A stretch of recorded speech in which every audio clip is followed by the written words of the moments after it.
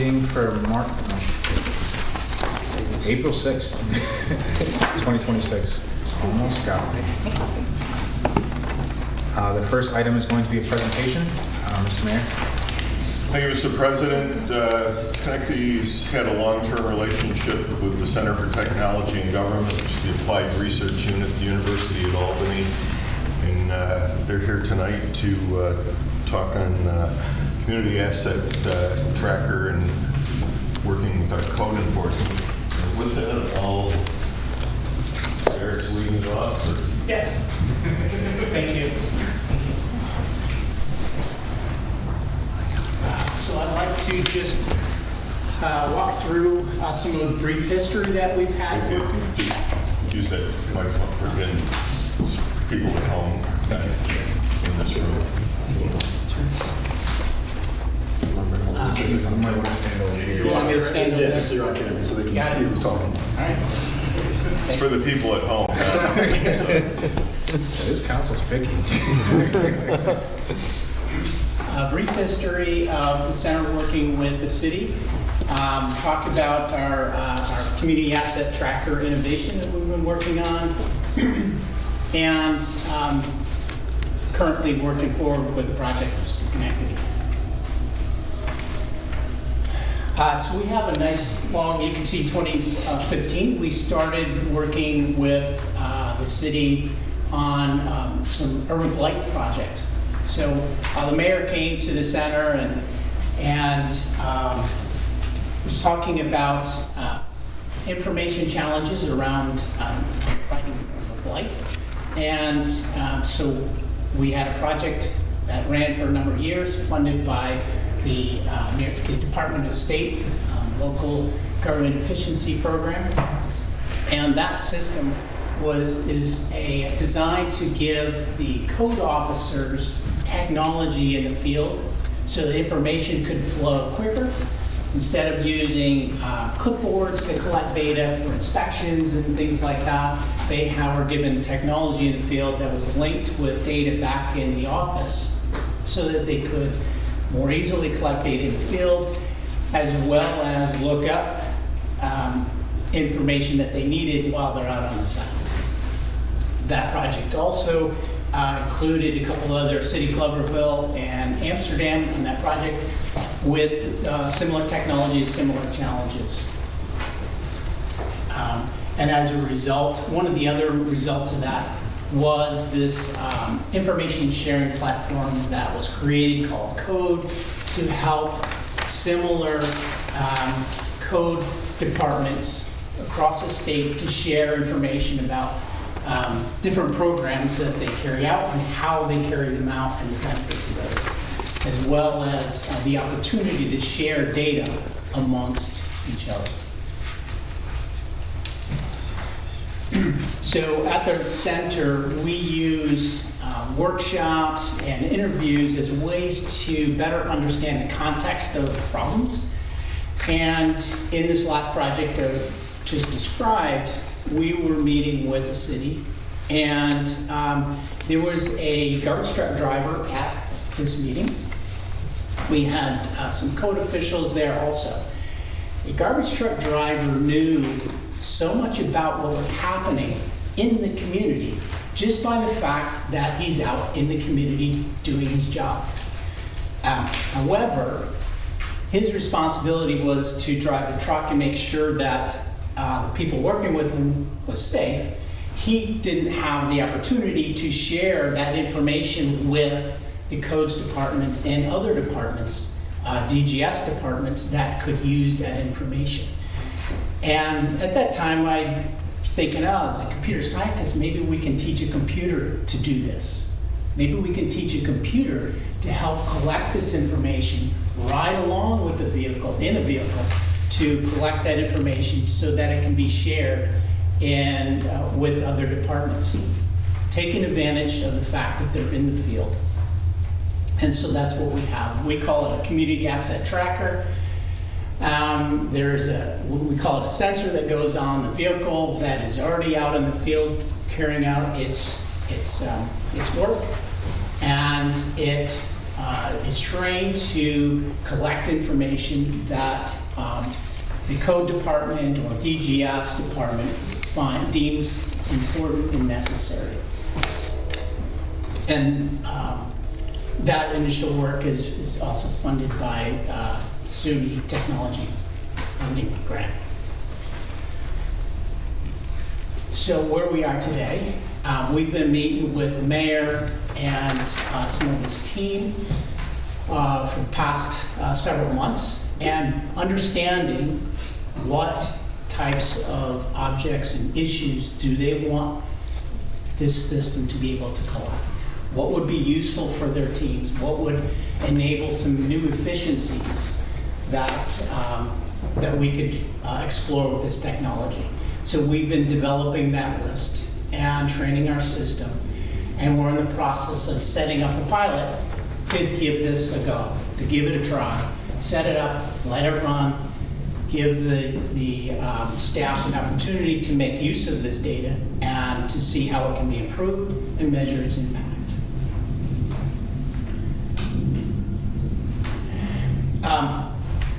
So this is a system that's that we have. There's many pieces to it, and since I've been talking kind of that in abstract about the work in the city because it's not together yet, I thought it would be good to show an example. So we have this technology being used by CDTI. And CDTA is very interested in using this technology to monitor the cleanliness and safety of their bus shelters, okay? And so we're piloting that with them. And we've been doing that for about 2 years now, a year and a half. And we've run 2 buses on a single line, the red line. It goes from Albany to Schenectady. And so we've got a short list of things that they wanted us to keep track of, and that's trash, broken glass, graffiti, snow and ice, and one that's not on there is the garbage bin. Is it full or not? And this is really to help. They have 380 shelters, and they have a staff that is responsible for cleaning these shelters, and they need a way to help direct their staff to figure out, well, where should they go, at what point, and how to manage. You know, what they don't want to do is have guys just go on a regular schedule to shelters that are already clean, and then miss the ones that need attention. And so that's how they want to use this technology. So what I have here is kind of an infographic. If we look in the top left, that is the side of the bus, and that's where the sensor is mounted. The next one over to the right is a map, and the long line that's the bus route, and the dots are where the stops are. So as it goes by a stop, it knows that it's at a stop, it takes a picture, and the AI looks at that picture and determines, hey, that garbage can, is it full or not? Is there any trash on the ground? What are the other indicators that they're interested in monitoring? So that's what we see in the top right and the bottom left. We also see shelter, and we can see that it's not meeting their standard for cleaning up the snow between the shelter and the street. So that's identified that. What's on the right is a piece of their dashboard, and that shows the things in red are the things that they have different levels that they wanted to be notified about, and so when it reaches a certain level, they're red, and that's what we see there is the red items, and that gives the staff the ability to validate, so they can look at that entry and then look at the detail, so they can see what the computer was doing, and then they can make an informed decision. Am I going to change my route and go take care of this, or is, yeah, this is fine, I'll get to it later, or I'll pass that on. So this is their example is much more simple than the city's. The city's example is much more complicated. There's a lot more items. The region is bigger. but the idea is the same. The process is the same, and the outcomes, we're looking to do something very similar, dashboard level of information for staff. So where we are now, like I said, we're setting up the pilot. We want to continue this, and we want to build this out. We want to see this functioning and supporting the staff in the city here. Mayor's team has submitted a Department of State grant at the beginning of the year, and the goal is to use that as a way to build this out and include other cities which were also in the application, Albany and Village of Richfield Springs. And the focus is OGS and code enforcement, exterior property maintenance type of issues. And of course, like the past project, the goal is, and I think the mayor and the staff did well last time too in this project, was being an example. They are leaders in many regards, and what they've done and learned here, they've shared, and so we're looking to do something very similar here. So, thank you. Thank you. Any questions or comments? Mr. Mayor, giving you the opportunity first. Again, this has been a long-term relationship. It's evolving, but one of the practical applications of it on the agenda tonight also is in terms of garbage collection, to be able to size, profile things that are on the curb for garbage collection, and to incorporate that in an automated manner and also do it in a manner that would be reflected in the code so that it would improve our overall efficiency in terms of garbage collection, managing recyclables. Now we're picking up more of the yard waste that's coming up, but there's an element of randomness in what we do, and this would allow to be much more sophisticated in terms of the tracking and just improving the overall delivery of services. Thank you. Any other questions or comments? Mr. Chairs? So reading this and looking at your presentation, I got to look at it a little bit earlier as well. I want to appreciate what you guys have already done in data collection along the way, and I agree with the mayor on the way of it would help ease the concern, as we talked about at our last committee meeting, right, that our OGS workers don't know when there's bulk items that are going to be there they can't prepare for the night before, where technically your technology would allow us that opportunity to prepare the staff for what they're going to pick up so they can adjust their timing. My only question is, I know we're getting grant funding for it now too with the pilot program. If the city was to implement this long term, I believe it's going to be very successful. When you don't get grant funding, how much does it cost for the city to operate something like this? We don't know yet. So we're piloting a single sensor, and we haven't figured out. We don't have a model yet for how many does the city need. So that depends on that. We don't have a model yet for how much data is needed to be collected. So that's what we're hoping to learn. The pilot the small pilot we're doing is going to continue regardless of the grant. The grant is ultimately would help speed things up. Thank you. Any other questions or comments? Mrs. Toro? Yes, thank you. You mentioned that the mayor and staff had put together what might be useful for us here in the city. Can you elaborate on what they're thinking? The mayor can say that. What specifically are we working on here that's useful? Okay, so like high-level categories of things. Well, exterior property maintenance items.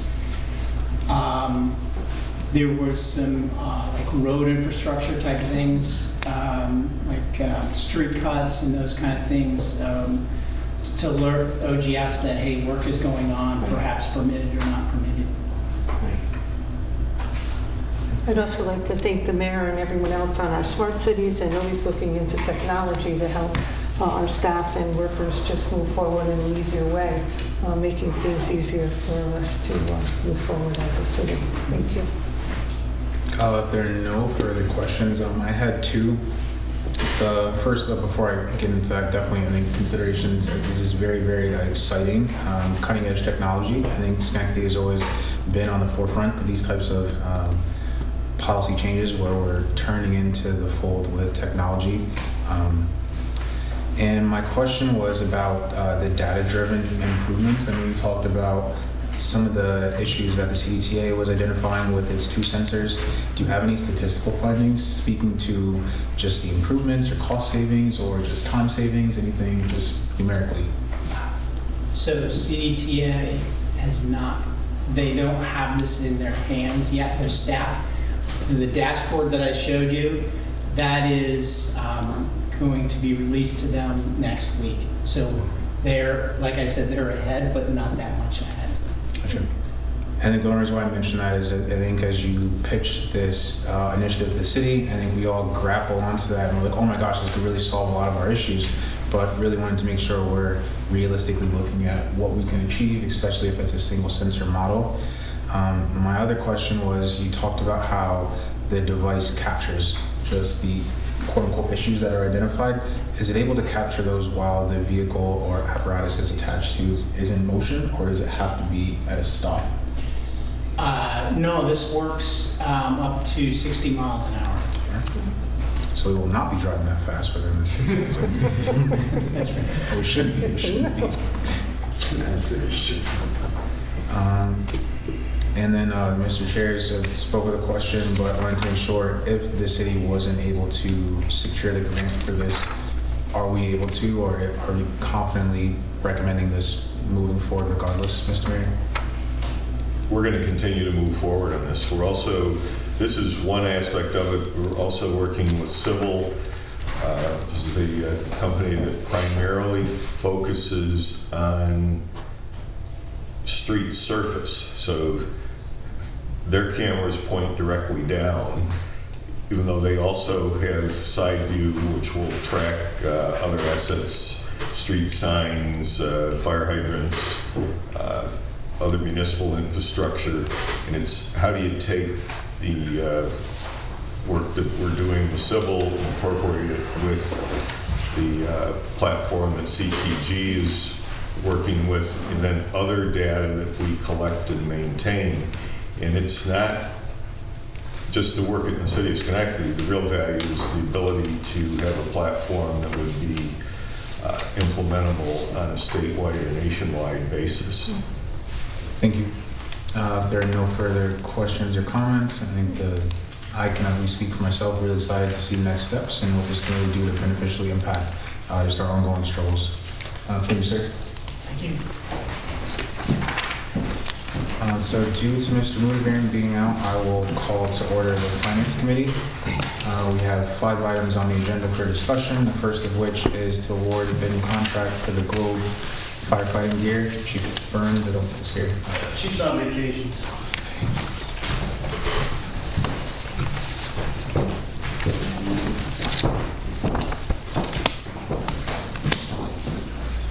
Good evening. Hope everybody had a good Easter holiday. This is pretty straightforward. We put out the bid 10 sets of Globe turnout gear, or for 10 sets of Globe gear. Garrison Fire and Rescue Corps came back with the bid. They were the only ones who got back, so pretty easy. We did budget for it this year, so it's in our budget, so don't worry about finding the money looking for it. One thing Chief Burns had put in there, he's requesting that the council considers that we look at the option of adding another 4 years to this contract, just to consider, because we've been dealing with Garrison as the local supplier for Globe. Globe meets our standardization requirements in the city of Schenectady, so it's just something for you guys to consider. Opening up for questions or comments, I think my only immediate question was, have there been previous issues with securing if we were not to consider that and just proceed with the yearly review? No, this is, so we try to rotate how many sets we buy every year. Obviously, it's pretty expensive, so we don't want to hit you guys with we need 120 sets of turnout gear, every 5 years. So we try to stagger it every 10. That's why we're asking for 10 sets right now. At the 4-year singular year, and like allowing you to proceed with additional 4 1-year periods. Right, so it's basically what he's asking for is a 5-year contract with Garrison. That's what I think what his intention is here with this. Gotcha, thank you. Any questions or comments? Hearing none, Corporation Counsel, yeah, does it need to be differently? I'll just chime in here. I mean, the bid, to have the 4-year option in that bid, I know it was, you attached a lot of materials to that. I would bid. have to look. Yeah, so I'll have to look, but in the short term, we can get by with the purchase of this, 10 sets of firefighting jackets. Yeah, pants, jacket. And then we can take a look at, next time for options to extend that out. So for the short term, I just recommend we award the bid one contract, and then we can take a look at that, the document, if we need to put it out again for the time period requested. Thank you. Any questions or comments? So hearing none, with that adjustment to just consider this 1-year period, is there a motion? I'll move it. I'll second. All those in favor? Aye. Aye. Thank you. Thank you. Moving to the next agenda item, it's a grant award 2025-2026 Discover Form.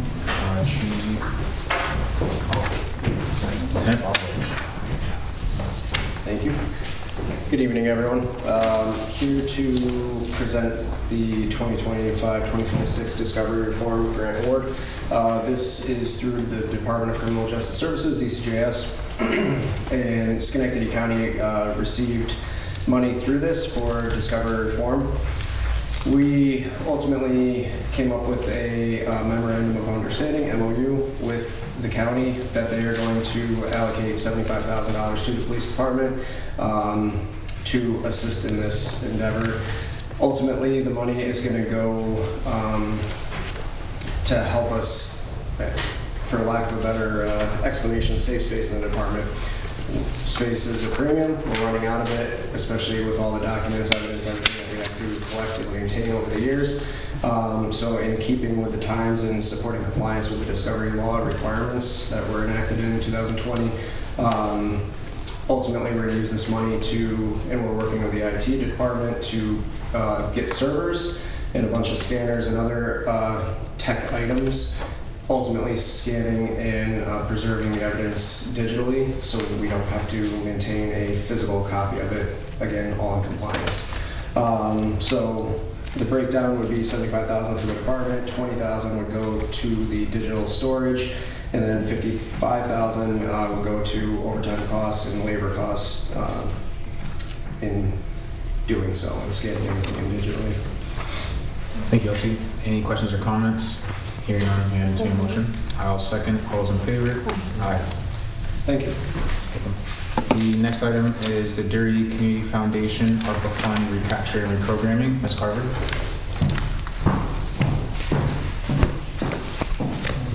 Good evening, City Council. I come before you today. I had mentioned this earlier this year about coming forth for reallocation and reprogramming under the Derry Foundation ARPA funds in the amount of $339,000. After review, we realized that this organization does not have the capacity to manage the funds in a timely manner so that they can spend money by the ARPA deadline. I don't have the supporting documents for my recommendation, which the Department of Development is really recommending that we use these funds towards Central Park for several reasons. It gives us more control to make sure that we spend this money on time versus putting this money out into the community, which will require environmental reviews and just levels of complexities that we don't have time for. The Central Park project is to fill the pool, but on The old pool. the old pool, sorry, to fill the old pool in Central Park, but the goal is to handle those issues so that we can create more family-friendly green space in the park, picnic tables, maybe single pavilions. The possibilities are on, but we have to address the old pool before we can move forward. Thank you, Ms. Carver. Any questions or comments? Ms. I'd just Toro? like to comment that we can decide that now, but on any given night during the summer, the park is just full of families. And a lot of times they bring their dogs and they tie their dogs up to the tree and they have barbecues and very respectful of everything that's happening, but to the right of Tiny Tot Land, it's like, I want to say overcrowded. So I think this is a beautiful idea to fill in the old pool, put in a drainage system where you need to create more space for individuals to enjoy the park. Yeah, thank you. Mr. Chase? I agree. I want to thank Ms. Carver for getting this back to us so fast. We live in third district, so you and your team, thank you so much for doing this. And I think that's a great project. I know myself and the council president have talked about that space and how it can be used or developed properly into something else that we can benefit the park as an entirety. So I appreciate the work you're doing and getting this back so quickly. Thank you. And then, Mr. O'Brien?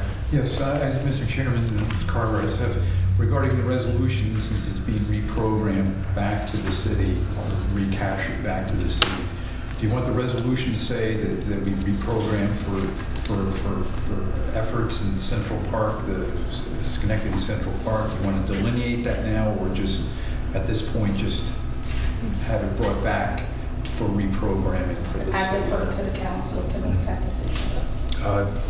Mr. Mayor? We're working up the actual cost on that. And so if the council wanted to move ahead with it tonight conceptually, we should have some better numbers by Wednesday or Thursday to... The engineer's estimate is about $250,000 to $275,000 to fill in the old pool, put some drainage in, so we don't end up with a marshy area there, because it is a low lying area.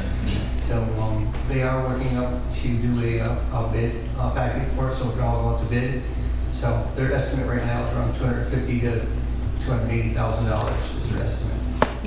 Gotcha, thank you. Mr. O'Brien? Yes, I would just recommend that the resolution for the short term, recapture that money, because we want to get that money into the city, recapture it, and then in 2 weeks, when those numbers are more fleshed out, then that money that you've recaptured in this upcoming resolution can be then reprogrammed out 2 weeks out.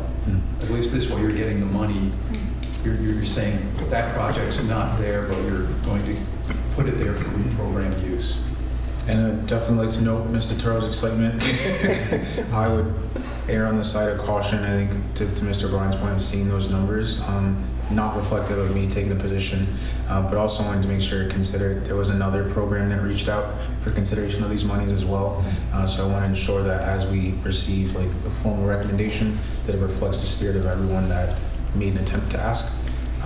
What I did want to point out though is beyond appreciative to Ms. Carver and her team for identifying this money, and although very remiss that we could not use this for the Dairy intended use, I wanted to make sure it was noted this is in no way a reflection of Reverend Dr. Solomon, sincerely just recognizing the situation she walked into at Dairy and hands full immediately in identifying some of the barriers or obstacles that was before the church to be considered of additional funding streams was not an option moving forward. So I appreciate the conversations that you and your team had to ensure this money was not lost. And I think in the spirit of just addressing the recapturing, I would like to entertain a motion, but want to put out any further questions or comments. Ms. Toro? I would like to also agree that we recapture it, but even without the numbers, I would like to at least specify that it'll be used in Central Park for that specific reason at this time. Mr. O'Brien, that's just my... It's up to the council. Yeah, I know, it's up to us, but again, there are individuals reaching out, whether they can meet anything within the timelines for ARPA, and we may as well, not may as well, but I think it's very efficient that we keep it for ourselves for the benefit of everyone in the community. And I don't disagree with that. I think we do have time, and the 2 weeks is not going to negatively impact the funding availability. Is that correct, Ms. Carver? Correct. So I think just wanting to have the numbers in front of us, I think it's, but wanting to ensure that we're not split in the understanding of recapturing it. Right, So I think we can agree on that first and then proceed with the vote. Make a motion. Perfect. So if we can entertain a motion to at least recapture the funds. Make a motion. I will second. All those in favor? Aye. Thank you, Ms. Carver. Thank you. The next item for discussion is the revised green fees and rates at the Schenectady Municipal Golf Course. That'll be discussed by Mr. Long, or Mr. LaFont. I will start with a no. How are you tonight? Pretty, sir? What you have in front of you is the increase for the greens fees. It is recommended that we increase the 9 holes by $1, plus the 8 holes would be $2, so it's $1 per 9 holes. $50 across the board for the seasonal rates, and there's a $2 increase for the double cart for 18 holes. It still keeps us at or below based on regional courses, and this will help cover the costs that go up on an annual basis at the course. Thank you. Any questions or comments? I'll make a motion. I know in these instances, we usually have the opportunity to see Mr. Daly. I think both of them are on vacation, but I did get a chance to send Mr. Wong a text that he answered on vacation, and they're both very confident in these recommended changes. So I'll make a motion. I will second. All those in favor? Aye. Thank you. Thank you. And the last item for discussion is the Empire State Development Connectivity Mobile Service Incentive Proposal for approval. Mr. Cannon?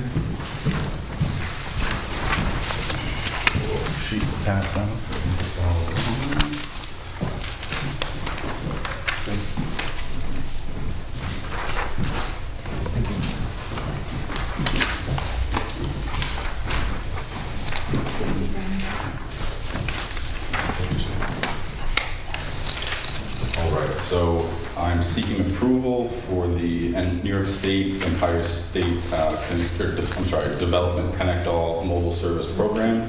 This builds off of the already Smart City initiative that we started, the Digital Equity Initiative, if you will. This goes into the Bellevue neighborhood, Zone C, as noted there in the 5th bullet. Demonstrates high demand and usage, so I think this is something that we can all agree that can really go to that other level once we get to the other neighborhood here.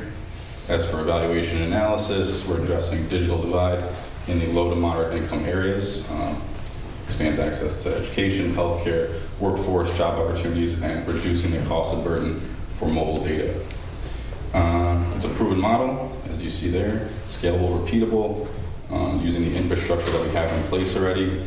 Got community support, Bellevue neighborhood, city school district, and the Reformed Church as well as city leadership. Emphasis on quality of life, student access, and equity. Now this all comes down to the grant that we did receive from New York State, ESD if you will, 1.6 million. There is a city match of 180,900, which is 10% of that over the 2 years that we're going to be working here. So full 1.8 million, and real slam dunk in my eyes, but I wanted to see what you guys thought. Thank you. Any questions or comments? Mr. Chairs? Thank you for bringing this to us. And Connect All obviously is a proven model, works well. We've seen it downstate as well. Right. I'm excited that we're considering bringing it to the city's Connecting. Even though I would sit on the finance committee, I think the ability that you're putting in the infrastructure of 70 miles of fiber is outstanding. So thank you. All right, no problem. Ms. Storr? Thank you. What neighborhoods have been complete? I've been over to the little Alamo over there with all kinds of stuff going on, so. The neighborhoods we have to date, it's, you got North Side, downtown, we're into the Stockade, Center State there, that we got, so I'm just testing my neighborhood knowledge in general. Yeah, that's the lion's share there.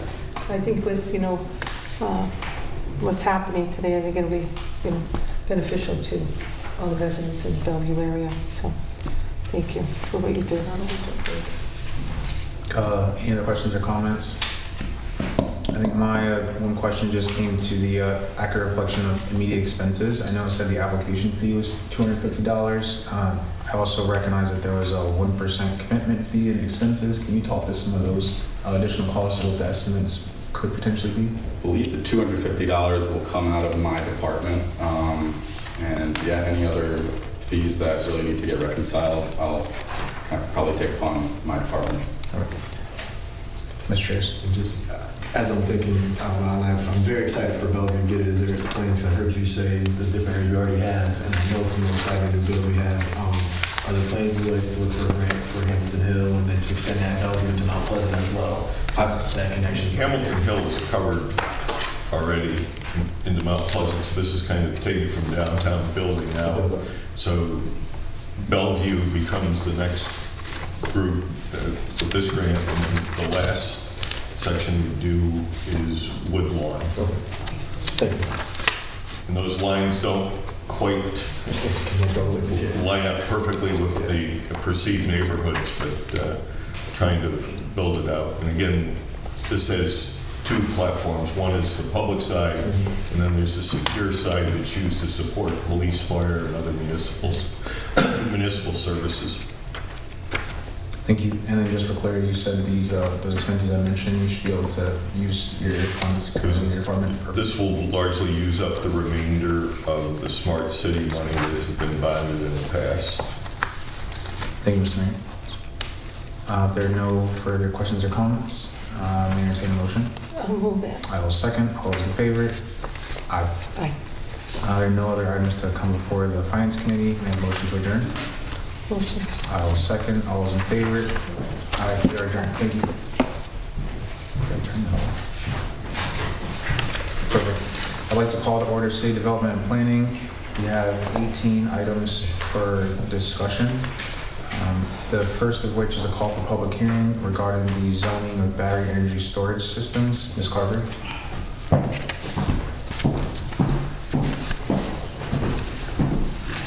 Good evening again.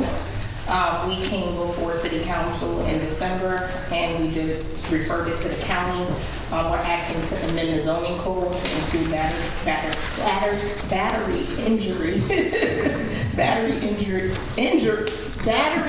energy storage systems.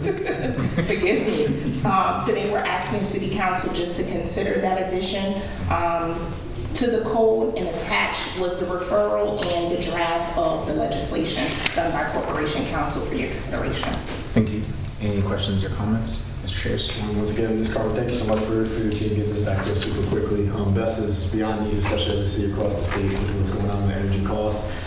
Everything's costs are going up, so being able to have this, being able to deploy it inside those peak hours that we need it most in the city is going to help people driving their bills back down. So though I'm not on the vote for it, I'm in full support of being able to have that battery storage in the city where we can use it as we need it. Thank you.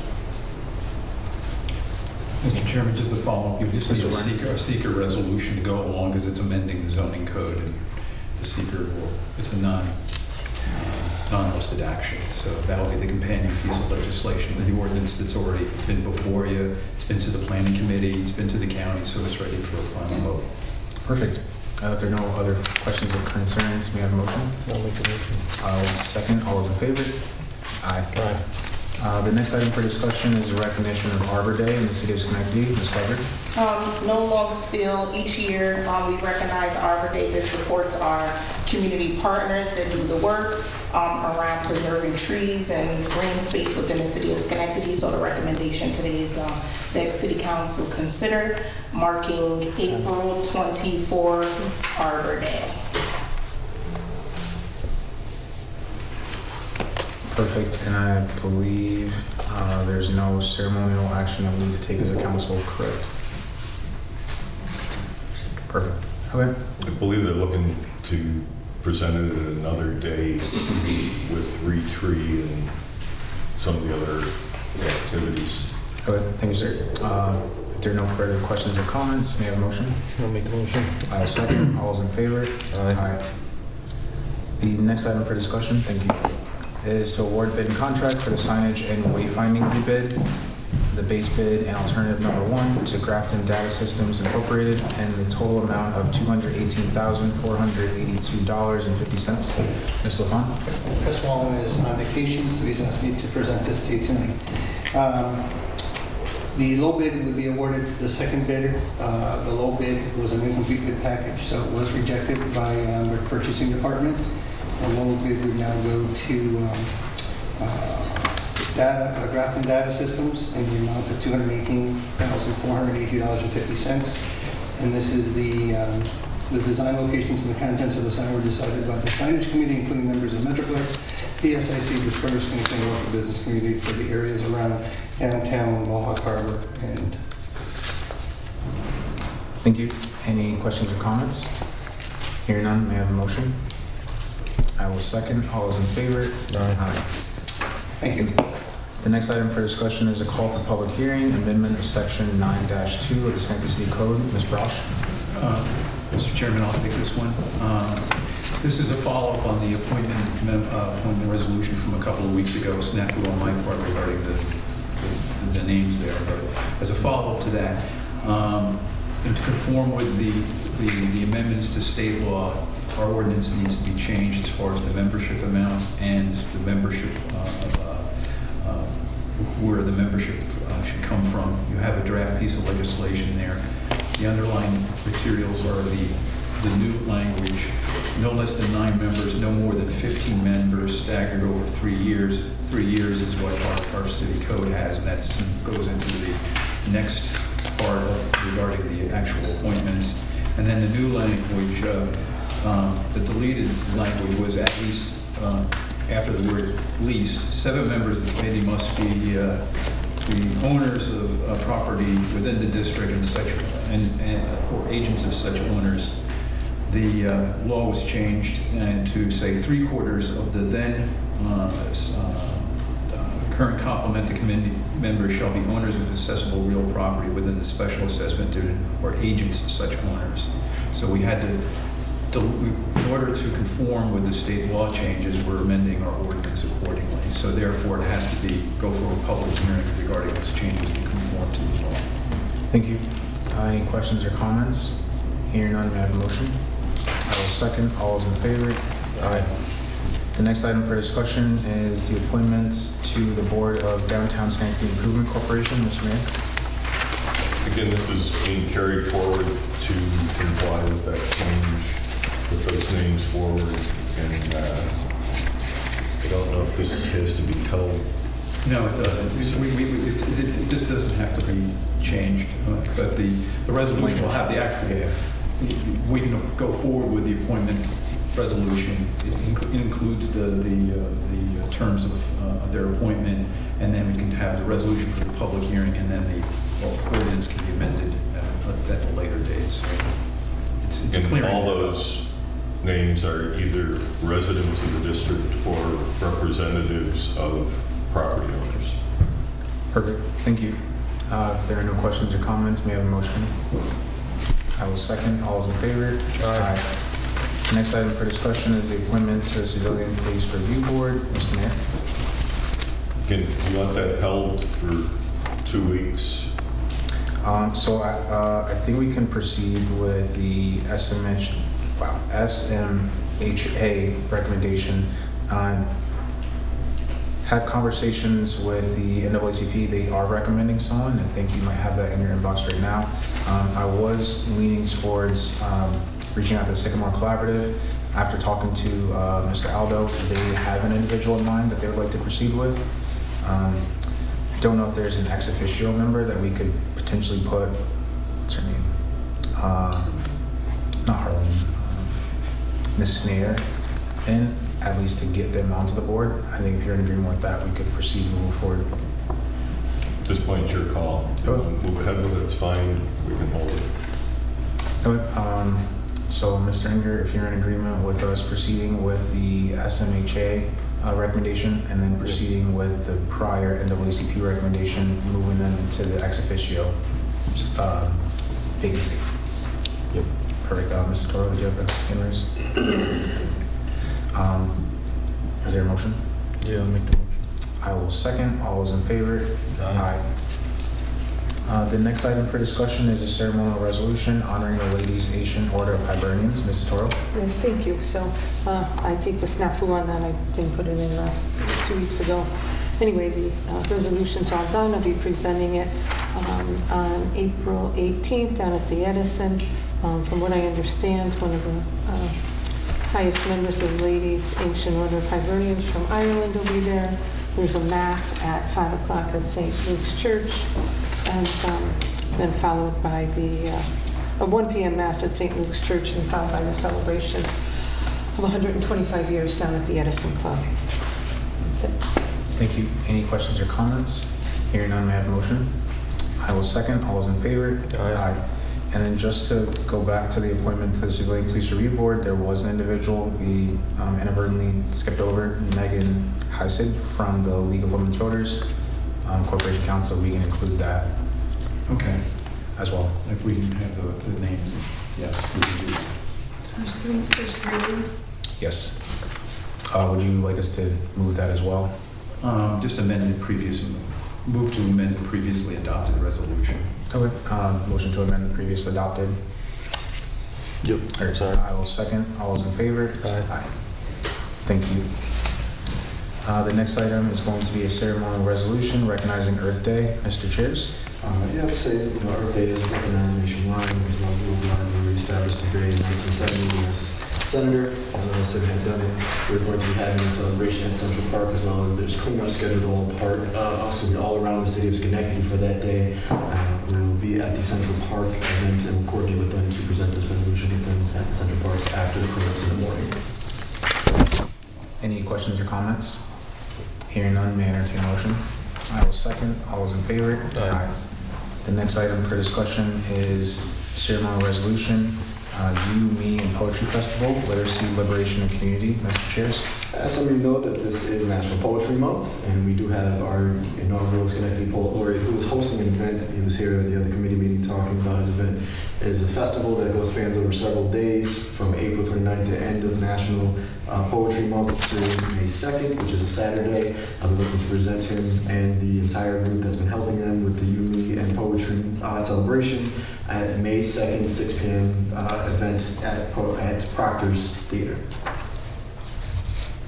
Thank you. Any questions or comments? May I entertain a motion? I will second. All those in favor? Aye. And the next agenda item is going to be, a call for public hearing adopting a community police hiring panel. Mr. Chairs? Those of you that know that Schenectady was put on the map by Mr. Will Rivas for his initiative with the new hire panel, allowing for community residents and organizations to be a part of the hiring process for our new officers that come in, transferring, or want to get into SPD.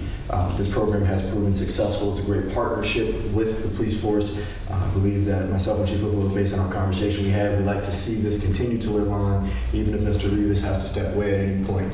I believe that it gives the community a voice and opportunity to continue to work and see who's going to be protecting and policing their areas. So with this public hearing, we'd like to amend the code to make sure that this continues beyond just the initiative and becomes part of the city standard.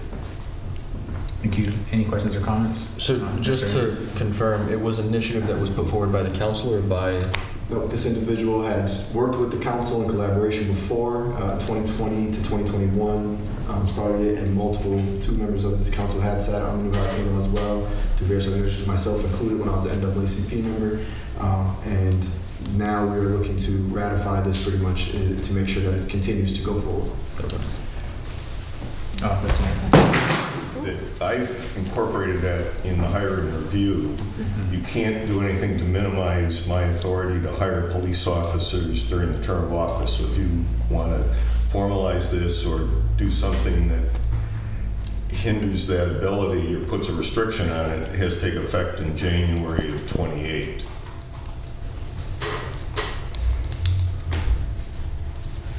And I fully support this panel. We brought it in, have made it part of the process. It's been extremely successful, but again, sometimes I disagree with the council in terms of where the lines are drawn in terms of the authority.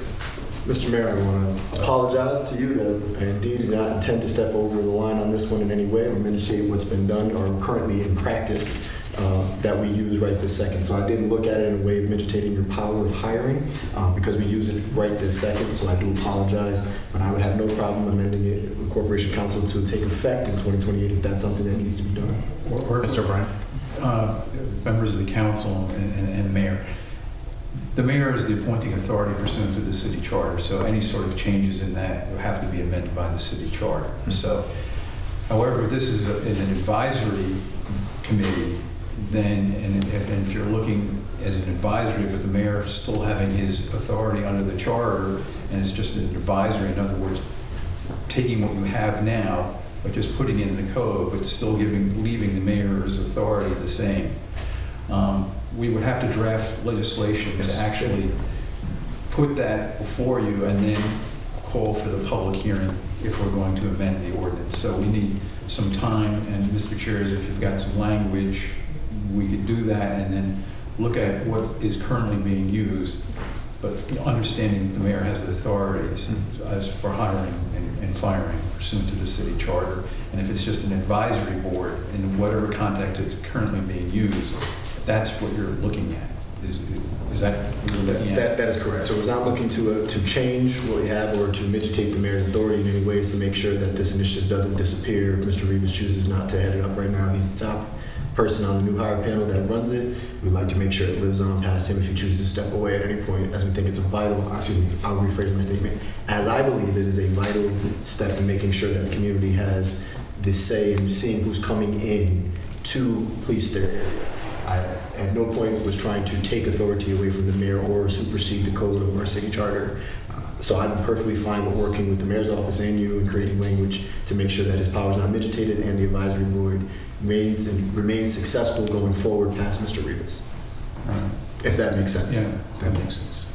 And then if there are no further questions or comments, what I'd like to add to that is I support putting in place just structure and legislative backing. I think everyone to the point in the conversation right now is in agreement, but as of now, it's just anecdotally. There is no formal legislation beyond the desire to have this panel staffed with willing and ready members of our community. So I appreciate Mr. Chairs for taking the initiative to head this, and look forward to seeing something included in the code that supports the mayor's authority, but puts in a clear understanding so that the community can understand what this panel is charged with doing and how we ensure that it lives beyond any individual. Ms. Roush. Just a reminder, like Mr. O'Brien said, can you provide our office with information that you would like included so that we can put something together? I most certainly can. Okay, thank you. So at this next step, recommendation for having us back 2 weeks suspension.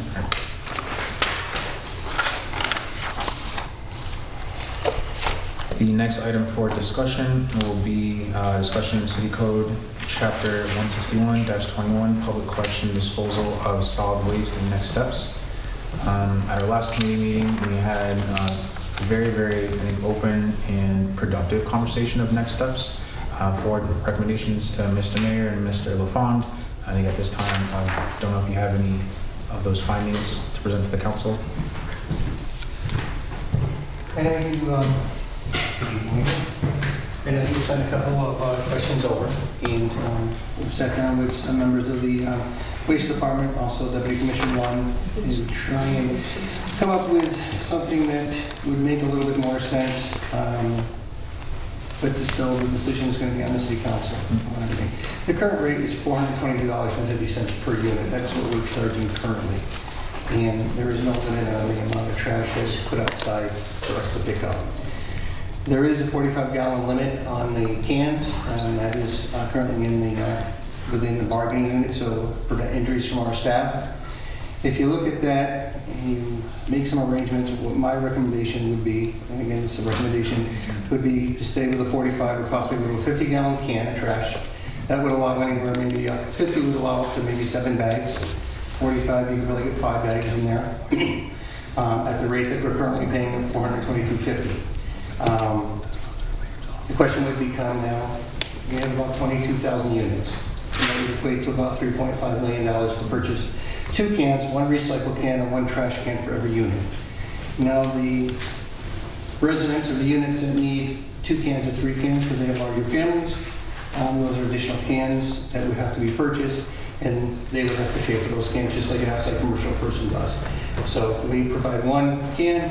If you've got 12 bags of trash every week, you're going to need 2 cans. You're going to have to pay for that because it's additional trash, and the city is currently paying for that through the fee. Bulk items, and going back to cans, again, when they get damaged, we're going to have an inventory because I would probably think that if they are damaged, these are heavy-duty cans. This is based on a $79 can.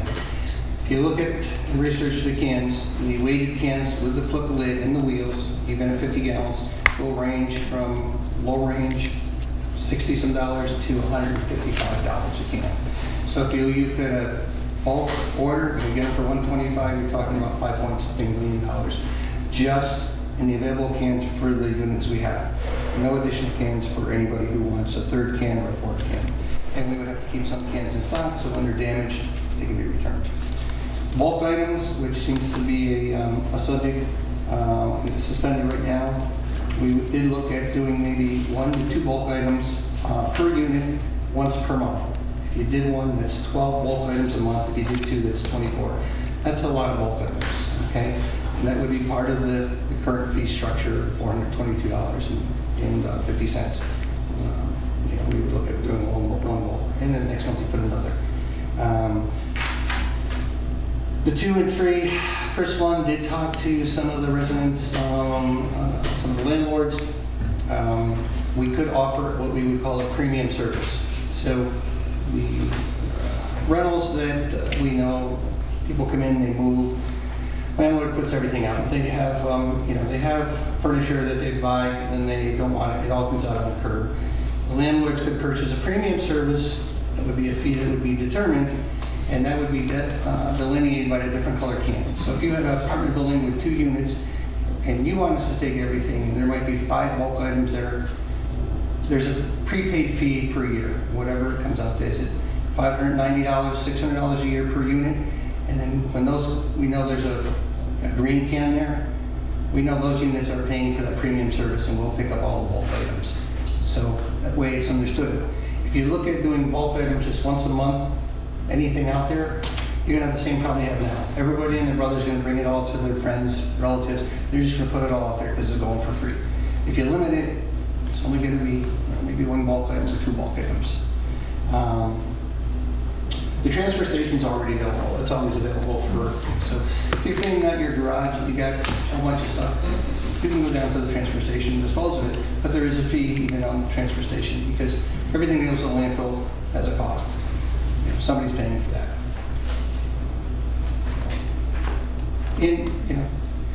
I know it's not going to be decided this year. It would go on the 27 calendar where we could put the bulk items like we do with the white goods. A certain day a month we do white goods. Another day a month we do the bulk items, and you put 2 out and we take it. But again, there's an initial upfront cost. If you look at doing anything bigger, the cost on modifying the trucks gets really way up there. We have 4 trucks right now that have the hook on the back to pick up a can, but we typically put out about 9 trucks. The other thing the bulk item would do is we can start to separate. We pay fees for yard waste. Yard waste season started, so we have we have 2 yard waste trucks out there every day, picking up just yard waste. We pay the county to dispose of that. We pick up trash. We pay a rate to get rid of trash. So we have usually 8 to 9 trucks out with trash. And we have recycle trucks out. We pay a higher rate to get rid of recycle.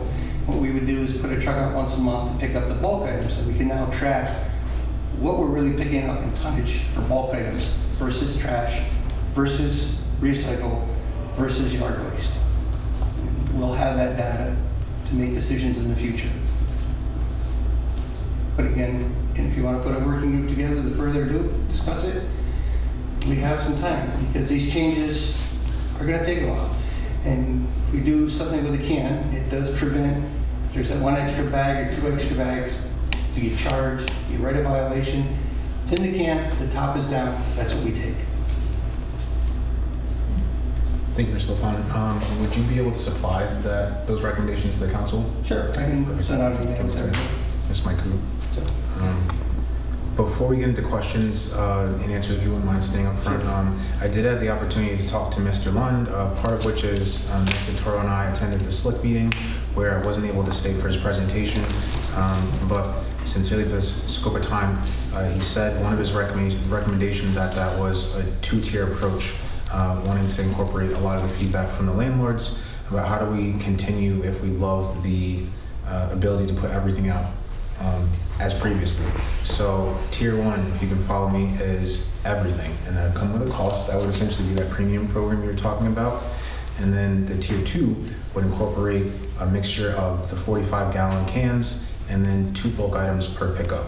And part of that was the assumption that this technology that we recently, that we just were presented with, has the ability to look at any households that are not meeting like the threshold of tier 1 or tier 2. And then wanting to also include the potential to incorporate multiple pickups for our commercial spaces as well. So I know I'll just put that on you right now. He was fairly confident that they could build that your department could build a fee structure with that in mind. Is that something that would take into? We currently have a fee structure for what we'll call commercial, which is 4 units or more. So we do offer a commercial trash removal for apartment buildings with 4 or more. With the 1s, 2s, and 3s, it's just typically the $422 times 1 times 2 times 3. But what we do is we seem to get the jackpots where we got an excessive amount of waste, and by doing the premium package where people are paying in advance, we know we may get the excessive amount now and then if a tenant moves in or moves out, but the landlord is paying for that, so we'll take that. And again, I think it's more simplified if those accounts are just delineated by a specific color garbage can. So our guys know if there's a red garbage can there, we're taking it off because they paid for it. Everybody else, you're going to get a recycle can, and whether it's a 45-gallon can, and it's easy to keep them the same, they put the sticker on it, that's a recycle can. The other one's going to be, I think, I'd like to look at a 50-gallon can and see if we can make arrangements that gives everybody a couple bags extra. But that's it. The lids are closed. The raccoons are out of it, the skunks are out of it, the cats are out of it.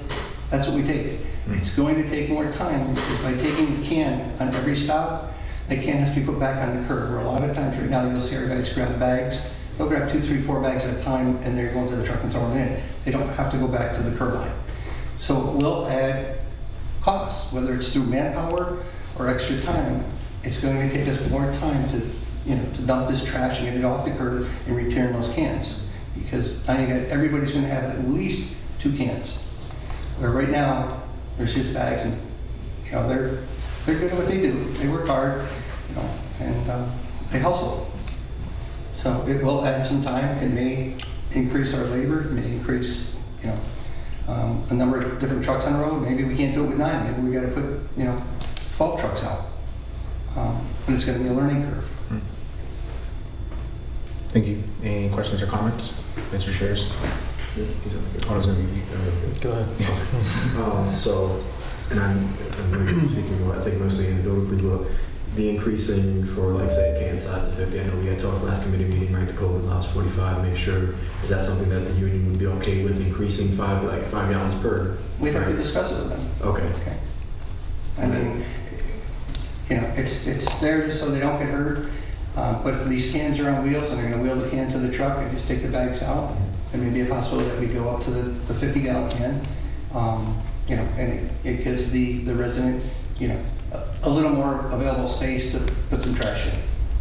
Is there any way that we could get that number as well? I know you had got the 79, and it would have changed the amount we're cashing off for what we're No, because again, you look at it, but there are a couple, like I said, depends on the quality can you want. You don't want a can, you need the flip top so it stays there, so they're not blowing away. You need a can that is weighted, so again, it's not blowing down the road. So again, you can go towards the lower end of the cans, around $79, a little less. You go to the upper end, you can go to $155 per can for a 50-gallon can. If you look at $155, if we did bulk, so we got them for $130, $125, you're still talking, 10 million just to get or 5 million just to get everybody 2 cans. If, homeowner says, well, I need the extra can and I'm willing to pay the additional charge for trash, who's paying for the can? Is that going to be a one-time thing? And we're going to need spare cans in case they're damaged or so. It's a big capital investment. That's right here. So I guess I just want to clarify a couple of points. How many trucks right now do we collect recycling with? 2, sometimes 3, Okay. depending on the route. If we were to push recycling collection to twice a month instead of every week, would that free up some of the resources to be able to collect garbage on the other weeks? Do we collect that much recycling that we need it every? Yeah, we do collect a fair amount of recycling. For the people who recycle, yes. Okay. Yes, and we do pay, in the last 4 years, maybe 5 years ago, recycling was free. There was no charge for it. We actually pay more now to dispose of recycling than we do the actual trash. Okay. So, and like I said, beginning April 1st, or first work day of April, we start yard waste, and there's typically 2 trucks out for yard waste.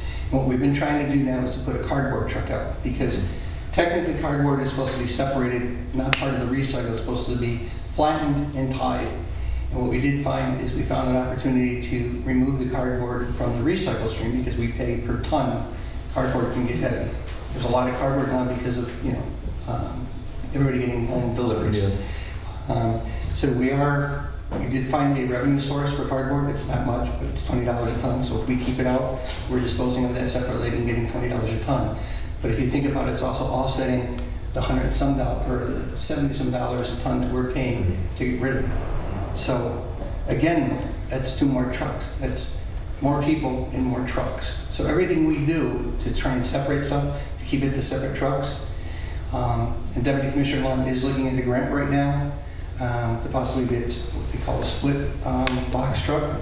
You can put recycle on one half, cardboard on the other, be done separately. So we are looking into a grant to see if we can qualify to get a couple of those trucks. But that's going to be next year. So if decisions are made for next year, we'd be in a better place, more prepared for it. And just to follow up on that, you said that to modify current existing trucks is expensive, and then you said that 4 trucks we have right now are outfitted with the... They do have a hook to hook a heavier can and to lift it. You have to understand, every time you do that, it's time. Okay. So if you went to a house that had 4 cans, you're going to lift 1 can at a time at the speed of what that truck decides to lift it. You're going to put it down and pick up the next one. In that amount of time, our staff would probably be down another block picking up trash because they're moving faster than that mechanical arm can pick that up on the back. It's not the one-arm ones you see out anymore. This is right on the back with a hook. You got to hook it to the can, it lifts it up and dumps it, brings it back down. You want to hook another one manually. So it's time consuming. Any other questions or comments? In that same conversation I was having with Mr. Lund, I think one of his recommendations was we have a sticker program where we are able to allow individuals that already have cans to ensure that as long as it had a lid attached to it, you can continue using that.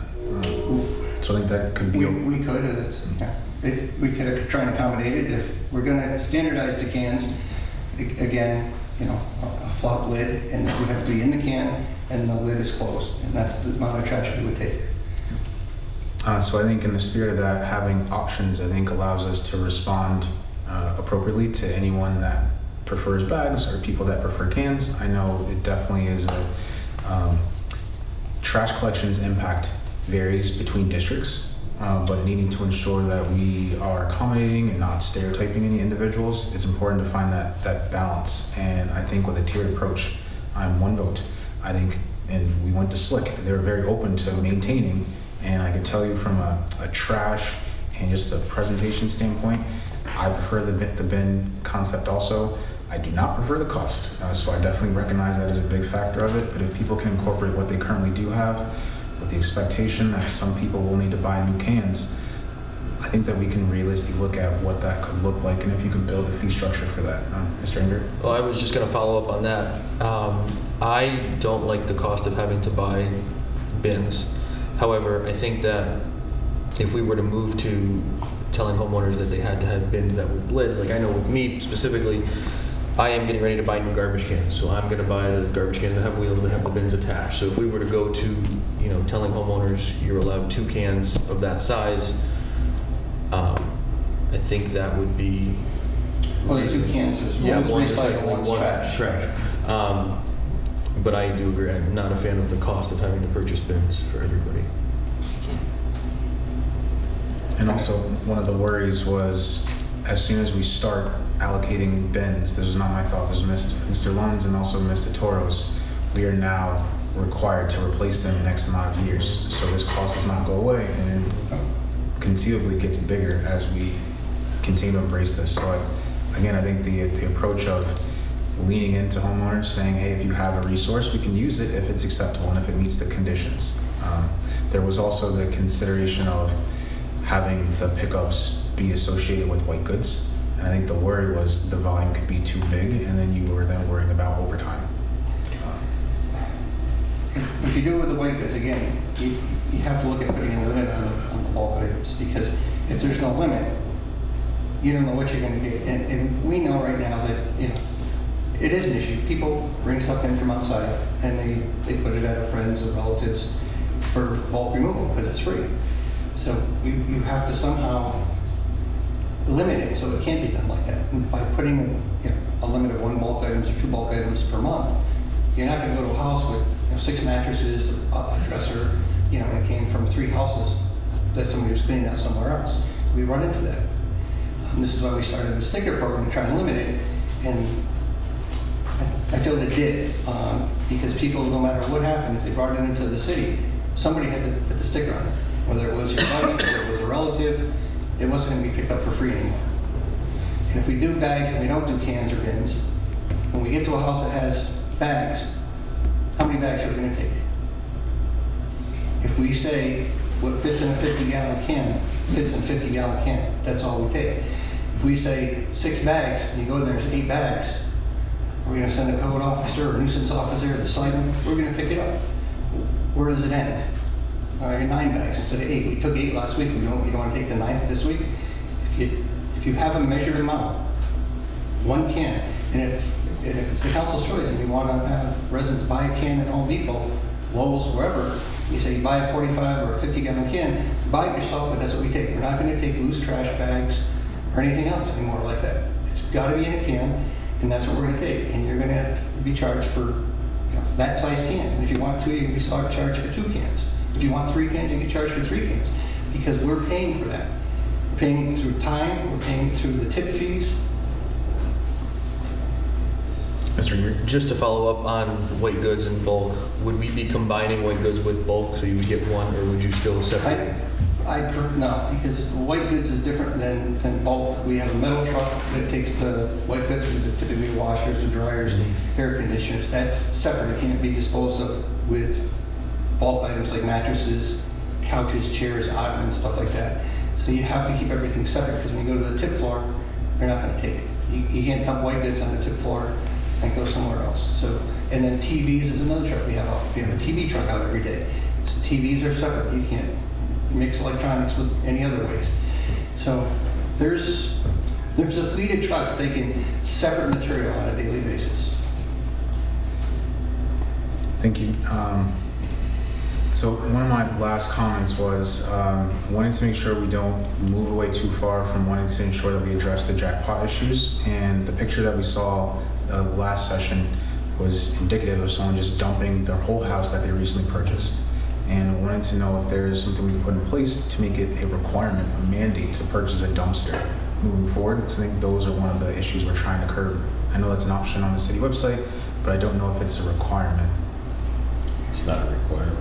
Council has to make a decision on that. So I think once we get to the recommendation stage, I think we're getting closer to, I think that should be a requirement.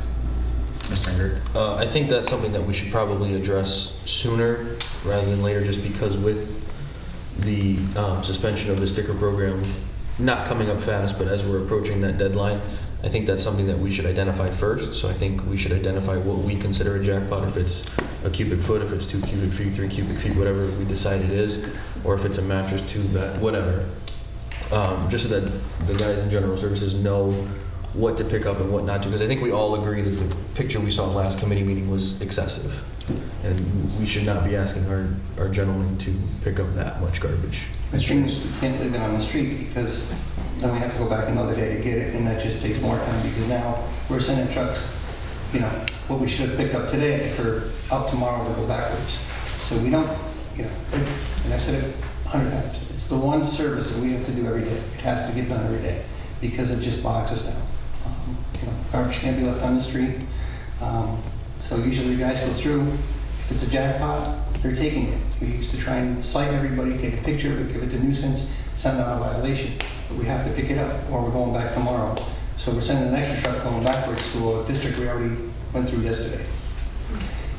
Again, if you have a specific number of cans and a specific number of items on a monthly basis, there shouldn't be jackpots other than a landlord is paying for the premium rate. Mr. Joseph? So I think within the spirit of that, I think as we kind of preface for what the budget will potentially look like moving forward, I know for me, we have newer council members, part of my hesitation was just a lack of confidence in our current system. I can tell you I'm leaning more towards that consideration for a tiered approach. What I can do, if you're in agreement, Mr. Inger, because we're the only people on the committee, is kind of draft up a summary email, and then I can forward that to you and the mayor. And if you're able to build like a price, like a price recommendation for both those tiers, also with the ability to prorate a second trash can. The question I'm also asking though is, what is the true cost of our waste collection in the city?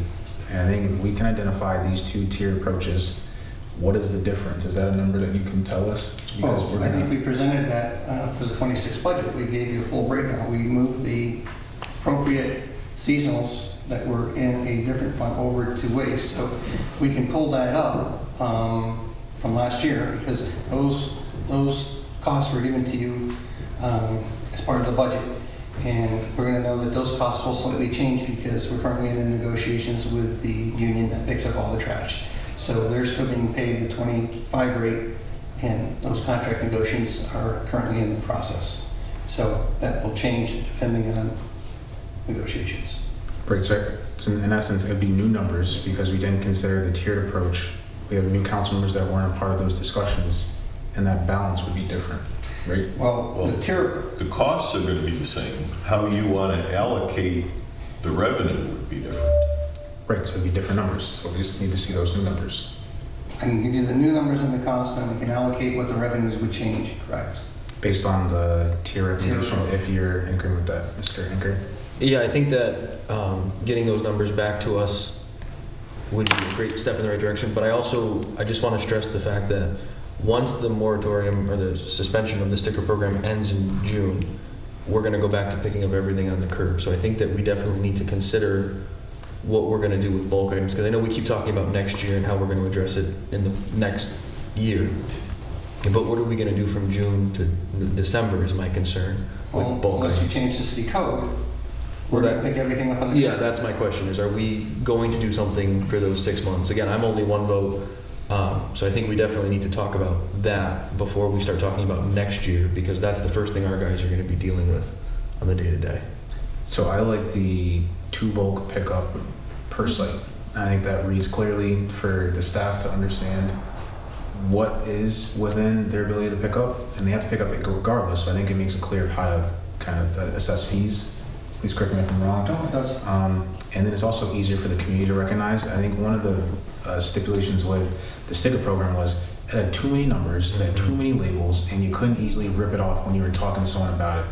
It was, let me take out this dictionary and figure out what item you're essentially having to pay for. So I think if we clean that up, give them one number, I think that makes it more feasible to manage. And then that is something that I would be prepared to vote on once we had numbers. Yeah, I agree. Right, Ms. Doyle? Thank you. So I like the fact of when you have a jackpot or more than your 2 items, or you want to clean the house out after someone left, you call for a pickup. Whether we send we have a set rate. Again, what's a jackpot? Right now, it's going to be more than 2 items. It'd be Right. more than 2 items, and depending on how many cans you want. Can we weigh anything? No. It gets weighed when the truck goes across the tip floors. But like a 3x3x3 is 1 cubic something on a couch or whatever. But can you get a curb amount just by what's on the curb? No, because nobody builds it as a cube. Okay? It's not a Rubik's cube. You're not going to build a garbage pile. Well, I'm a curb, I see this by this by this. So I'm wondering, we have to have, I think, a set price, or we provide them with a dumpster at a certain amount, at a certain cost. Well, and like I tried to say is, the people who have, apartments that people are moving in and out of more Right. frequently, that, maybe the ones that are generating more than And they have jackpots, the tier. they would have the tiered approach. Right, You you're right. pay the premium service. Yes. If you want us to take it, whatever numbers, at $600 a year, we're going to take it, okay? We know that, okay? A little bit higher than 6. Right. And, if you have a 2-unit or you have a 3-unit, that's what you pay for. Beautiful. Yeah. And schedule a pickup order. Yeah. And the drivers and the staff would know if they go by a house and, it's allocated with a certain color can, we know this is they're paying in advance, it's paid for. And then lastly, beyond that, I know as we talk about ways to incorporate new initiatives in the city, I really think composting is an area for consideration. There's a company that is doing it and has partnered with Solar Elementary and has a receptacle at the Fair Urban Farm. If the council is open to that, I'd like to schedule a presentation. I think that is a low threshold cost for one of these devices. It costs about $20,000. It would allow them to expand their scope to another elementary school and potentially a couple hundred households in the city, 100 additional households. And I think as we look at the cost of waste increasing, I think if we reduce the waste that our city generates, we can not only make a huge environmental impact just for future generations, if not today, but really could have some fiscal savings as well. So, Mr. Chairs. As I'm just thinking, yes, I think that's a thing you do. Saving is also putting money back in your pocket right across the board. It's like making more. But still fun. And just as I'm sitting here listening, and I keep going back to the one point you said that this is something we're going to cans. So to be fair, that you're talking about replacing cans. Yeah, no, I just want to make sure I'm clear. Now I'm not talking about composting. About the can part of it. I lived through composting once. I heard you say that this is something we're going to have to revisit when we talk about replacing it. And as you're gathering numbers, is there any chance you can just give me, and I know it's not going to be precise in any way, but I've asked before, just an estimation of what it's going to be going forward, right? You can't control costs, but give me an idea of what it is, because if we're talking about replacing cans, this is now going to be a budget line item over and over again, go by 2030, 2031, where now we have to build in replacing $5 million worth of cans inside of the budget. Right, I'm using a very number at the moment, but because you don't have to place them all at once, you can build them out of time or whatever you need to do. But is there any way that you can kind of get us those idea numbers of what that would look like down the road? Replacing the cans, Yeah. how often? What would be your recommendation of replacing the can? Right, Well, if you saw some of the cans we use right now that are broke, cracked, and with holes in them, people use them till they say till put a the sticker on it, throw it out. What would you say to recommend it would be the replacement time frame? I'm going to rely on your experts right The now. council could implement that, the residents have to purchase their own cans. It's Okay. like they do, we have commercial council water meters. They're the responsibility of the property owner to maintain those meters in good working condition. If they freeze or they break, they have to replace them. But, again, I can give you the numbers. Yeah, I'm just because that's not what was said. So because I want to make sure I understand, especially when we talk about changing the code and all these wonderful things. If we're going to do it, if we're going to replace it, if we break it, that same concept, right? I'm just trying to think of like what that's going to look like. We need stock, we need all the things you said.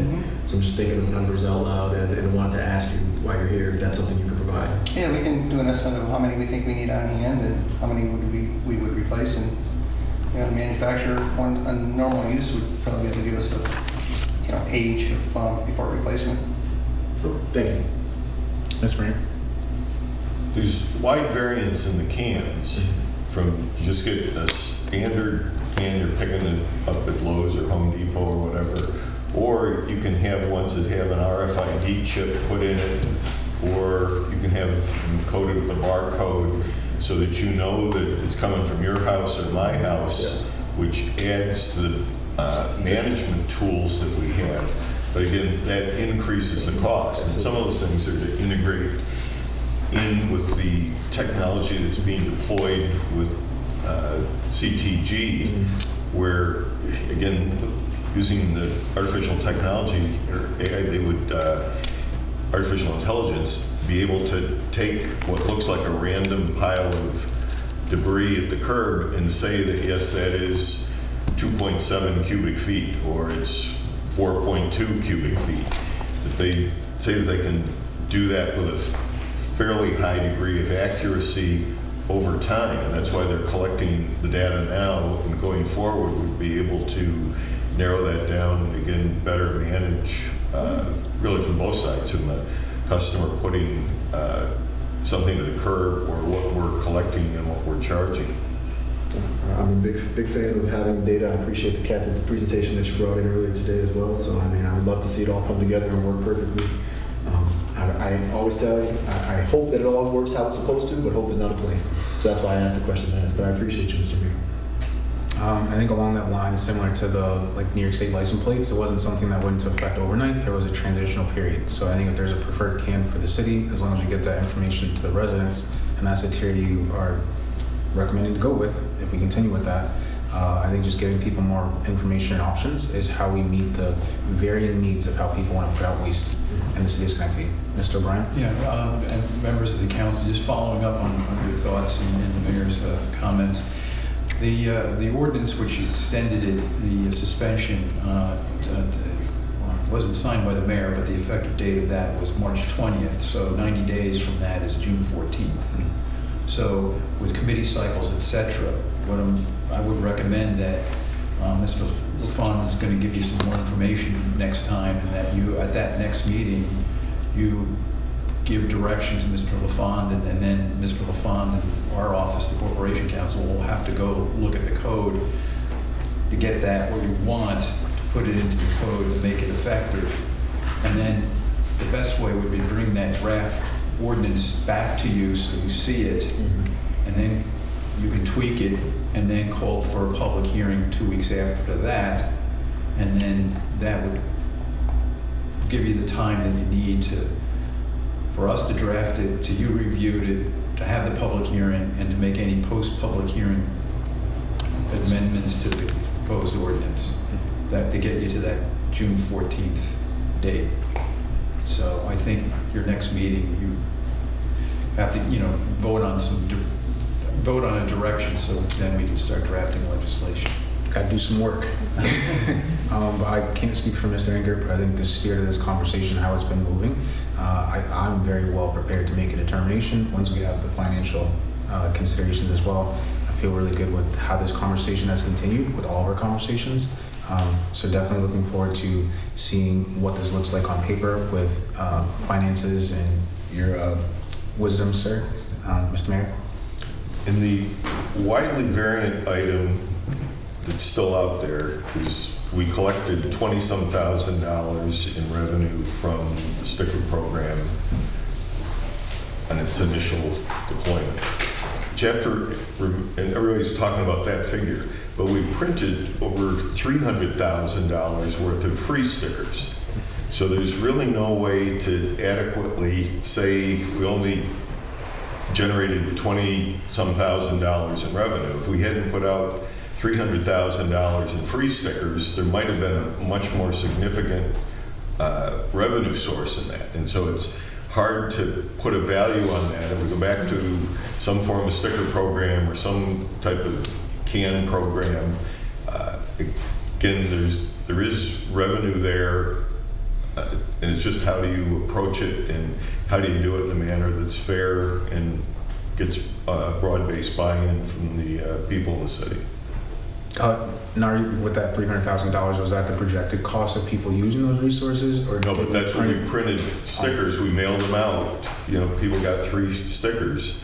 So that was the value of all those. Some of them, of course, were probably thrown out in the garbage. Other ones ended up on items and were picked up for free where they didn't have to buy it. I would definitely say the implementation of programs is definitely a consideration we always have to take into account moving forward. But I sincerely hold that I think this is the best step moving forward for our city. I think if you just look at it based on just the consideration for workers' compensation claims, I know you're talking about the time, but I also heard the time of them hustling. So I think if we slow down and we're more considerate, I think if they have items bundled together better, I think that protects us medically and also ensures that our city looks the way that I feel that it is, which is pristine and on the rise. So if there aren't any further questions or concerns, I'll summarize this to ensure that it captures the spirit of this conversation. The expectation will be that you and OGS are able to provide us a cost breakdown for the tier approach. And then I'll include the question about the replacement cans and how often.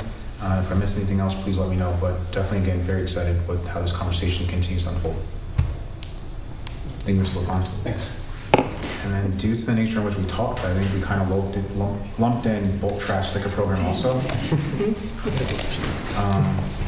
So I think the remaining 5 items, number 13 through 17, will be discussed in executive session. There was a component and the request for redemption that I'd like for us to discuss, the fees associated with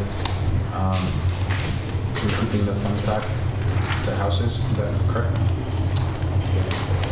Yeah, it's not on the agenda, but I'll need to go upstairs and get my sheet, but I'm happy to discuss it.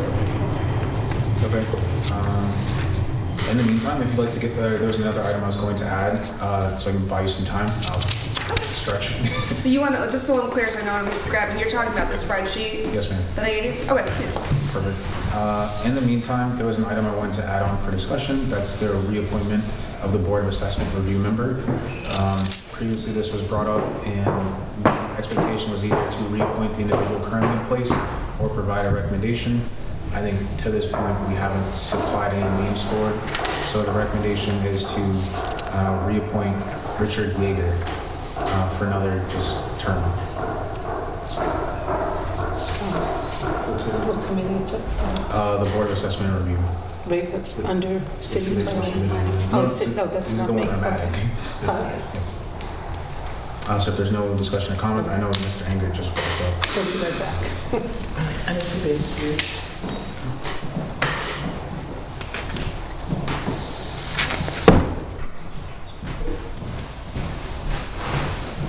Mr. Anger is the second. Yeah, okay, we're waiting on the second. I make a motion. What is the full term for this? I think it's 2 years. Is it a 2-year term for Marcia? I don't know if That's what you do. How many terms? How What's many the term, years? the length of the term? What's the length of the term for Bar? I don't know off the top of my head. I feel like 2 is I the want to default. say 3 years, but I'm not sure on that. Just say you make a Mr. motion Chairman, we'll, in the resolution, we'll have the to term the appointment. for the, we'll put the term in the resolution for the time period, so everybody's on the same page. Since this is a new term and not a filling of a vacancy. So right now, one of the items I was going to add is us to reappoint Richard Yeager to the Board of Assessment Review. If there's no issues or concerns, may I have a motion? Yep. I'll second. All those in favor? Aye. Aye. And then we're just waiting for Ms. Barash to be returned. Sorry, for our last item, non-executive session. Could I do the local 28? Do we need to be in executive session for that? Well, okay, if you have questions. Yeah, I think, I would recommend, just, if there's no questions or whatnot, there's any further discussion internally.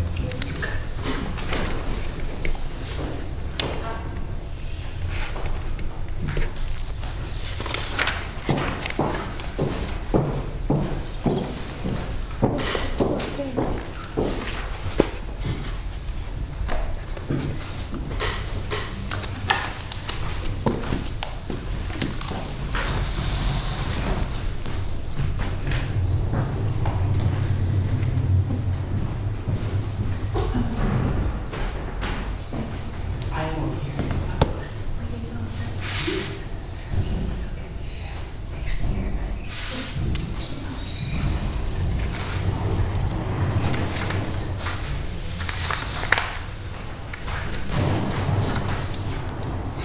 Thank you so much.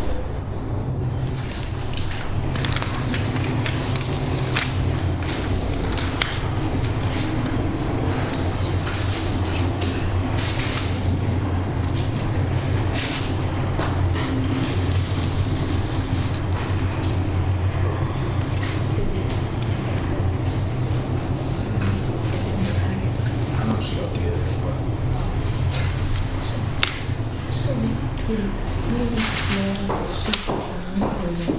yes, I special. And then once we confirm with Signal Collaborative whether they have a person, we just slide it over.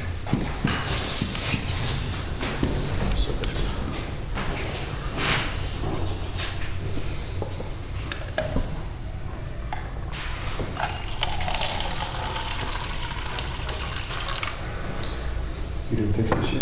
Craziness.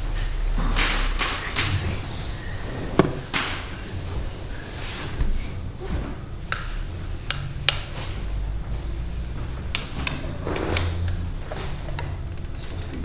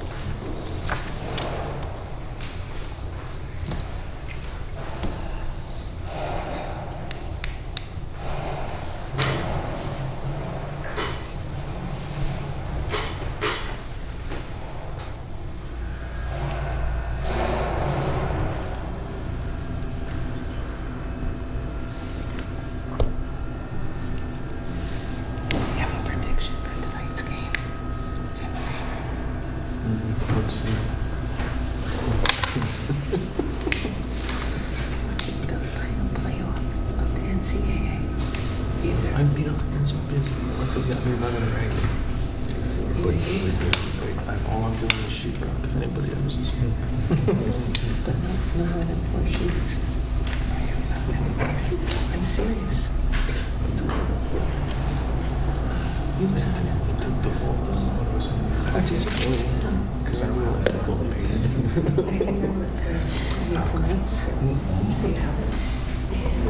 Me? No. You guys in Michigan are going to And CPRD is 2 year. 2 years? Yeah, I know CPRD. The bar.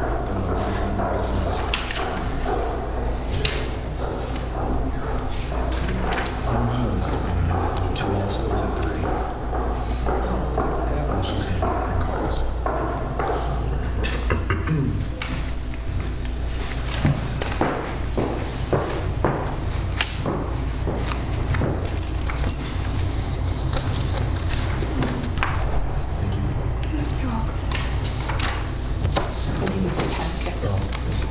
Oh, it's in the packet? Oh, I don't know. Is this a packet? It is a packet. Yeah.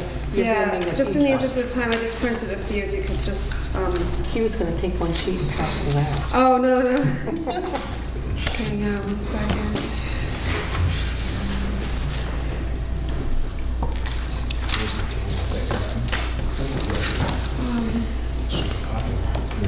If you could pass one down and then.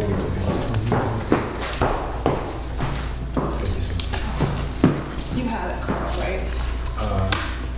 No. Oh, I thought you had it. Okay, if you guys could just share it. Thank you. This is the same that you sent digitally, correct? Yeah, I just printed a few, but in the interest of time, didn't print a full amount. So thank you, Ms. Brosh, for grabbing these first. Would you mind just kind of speaking to the spirit in which we have to consider this and then not go through every line, but just kind of summarize what this represents?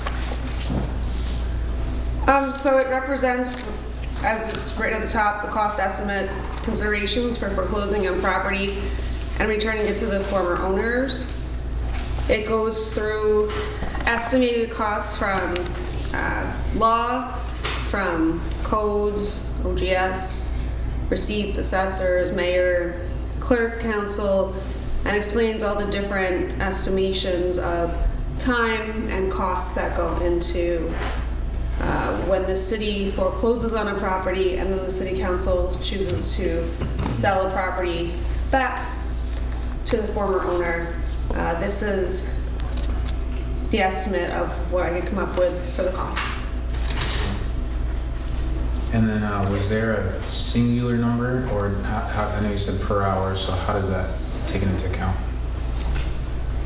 I mean, it's up to the council to determine what you want the final number to be. I put here information for you to review. So estimates of attorney time, of the cost of police,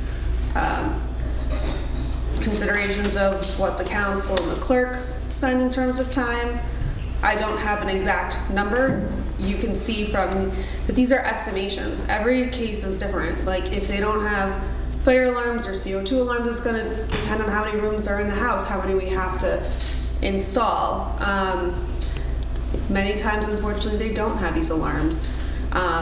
So I put an estimate of four for each. If there's basement, bedrooms, code enforcement should go out, police and fire sometimes accompany them. As you can see, the law department does a tremendous amount of work in foreclosing, and then a tremendous amount of work in having to return it, as does receipts, the receipts department, and then other departments put in time as well. So it adds up. Ms. Chase? So I know that we had put a number on it before during our one committee meeting. $5,250 is what we had generally said. That was an estimation. I was very clear on that. Oh, 100%. I'm not holding you to a final number. Okay, thank you. Yeah, I'm going to get to the prime point of the question. Okay. Just want clarity for it, because we were closed before, so I just want to make sure everyone's aware of what we had said. So looking at this, and I understand that you've broken it down per hourly, is there any way that you can give us an average rate between the two, say, as you would for foreclosure, right? We're going to foreclose, it can cost you between $5,000 and $8,000, right? Once you talk to somebody who's had to do the process, is there a way that you, and I appreciate this information greatly, I want to go on record in saying that. Thank you. Appreciate you putting this together. Is there any way we can get an idea so when people are going through this process, hopefully they never have to, right? Hopefully they don't fall on hard times, life doesn't get bad, we don't have a crazy tariff amount of situation that's robbing people of everything of dignity in their household. But in the city of Schenectady, we're fighting for them, we're protecting for them, and I want to make sure that they have the opportunity, if they can find that money, right? We had a gentleman whose community rallied behind him, good citizen, has a corner store, all the things, and they rallied behind him, helped him raise that money. I just want to make sure that people have the opportunity to know exactly what they're trying to raise, or have an idea of, that light is killing me right now, have an idea of what they would have to get so they have the opportunity to get that property back, right? Because as I know, just being a resident of the city as my entire life, household can be the make or break of an entire family, right? A matriarch or a grandmother who fell on hard times, a situation Mr. Toro had brought up, and the situation that we had went for, the older woman and her son came, had no idea what was happening, and had all the money instantly, right, to purchase back instantly, as in not that night, but got it to you in the regular time that you needed. So I want to make sure that if we can possibly, if it's able, that we have that listed so people know what that could entail cost-wise on top of getting their taxes. Do you mean in each particular case, or do you mean? I understand each case is from going to be this unique, sheet? but from your sheet, just an idea of an average of what it would cost for us to go through the legal process of going back, right? Same thing that we just do if you have to install the 3 alarms. This is average what it looks like, so they can have a total idea, and it's going to be more, right? You've broken it down for them. They know in their house that they got 6 alarms and they need all 6 replaced because the house is a mansion, whatever it may be. Then they know it's going to be different. But just an idea of an average cost or whereabouts, right? Just how you gave me an estimate of $5,200, even though that's not, we know that's not the final number. If there's an idea, it won't exceed $25,000 to buy your house back when you owe $400 in taxes, right? Like that sounds crazy to me. So all the information that I can provide is here. I reached out to every department that's affected by these cases. So I'm a lawyer, not a finance person. No, absolutely. So this is what they could look at. And I'm not putting it on you, let me be clear. I'm looking at just trying to make it simplified for people, right? As we just talked about, like the sticker program and $300,000 and all the things, like there's an 85-year-old woman who is going to struggle maybe going through all this if she doesn't have assistance, right? And the community's trying to help her. Hopefully she can find someone, or a young man or a grandson or whatever, that can help her. I was just asking for if there was a more simple, I'm reading this perfectly fine. I track with you, I do the legal side, I understand it. I was just saying if there was a way that we can have this a simplified version of this is what it could entail. That was all I was asking. And I'm not putting that solely on you, because I know that doesn't fall directly on you either. Just saying if you have, because I know you've done the legwork, if that was a way that you could possibly just give me a roundabout. That was all. Sure. I can't provide anything further beyond this. I've put down all the numbers and estimations I could think of. The council is welcome to do the math and add them up and talk to the clerk and account for the council's time, and if you want further information from other departments, you're welcome to. I spent a lot of time doing this, and I don't have anything further to add. It's all here, and I don't have anything further. Ms. Rach, I appreciate you putting it together. Thank you. Thank you. But I'll just say as a point of clarity, I think to your previous point about not a map petition, the council is not timekeepers. So without having an understanding of how many hours each department contributed to this, that is just a lot of numbers. And I know you said that you put a lot of work into that. I don't want to minimize that in any way, shape, or form. But truly, I think we need one number. If we recognize that that is not possible, I think having 2 tiers, one of there's an excessive amount of work that we're gonna have to undo and redo, or here's a low threshold house that will consider or reflect this amount. And I think if you can confidently say, if this is ever challenged legally, I can justify those 2 numbers either way based on that breakdown. I can say as a council member, that is what I was expecting.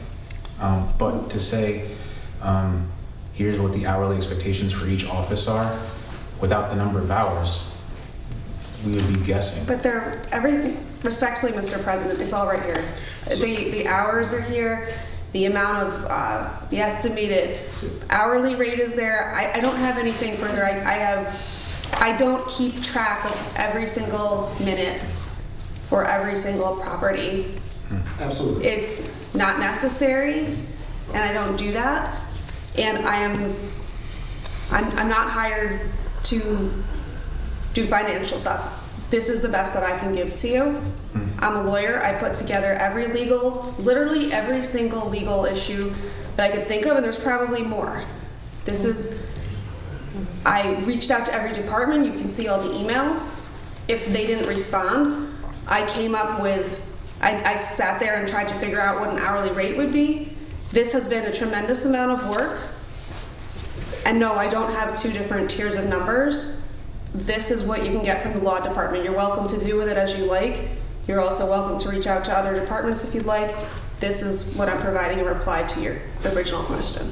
Mr. Chair. So I appreciate that statement and what you're saying, and breaking this all down very nicely for us. How often, or I'll change my line of questioning. You've done the buyback process, correct? You've Yes. done the paperwork yourself.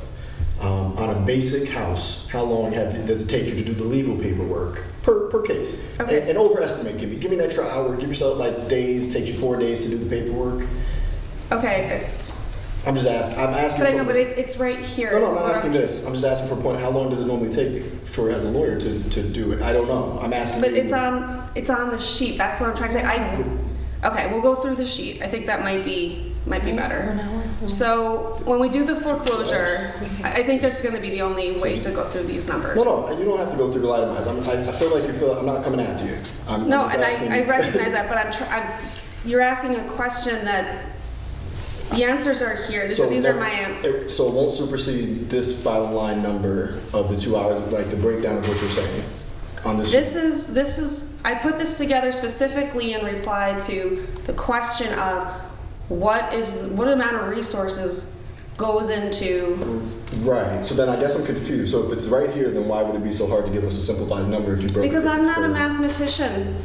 I don't think Okay, the foreclosure. I'm asking you to be a mathematician if you have it broken down per hours, and I was a teacher before this, so I don't, forgive me.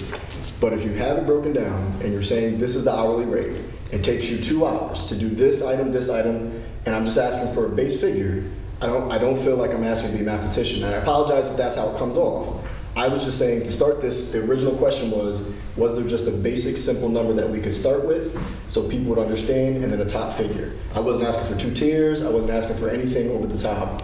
And once again, not coming after you, I appreciate what it is. I look at numbers all day long. So I understand this for myself. I was just asking if there was an amount of time that a lawyer, even if it's not you, someone first year coming out, right? Fresh out of Albany Law, if they were to sit down and do this, you were assigned a new case, the mayor just hired this wonderful young lawyer out of Albany Law, awesome. It's gonna take him 6 hours. That was all I was asking for a number.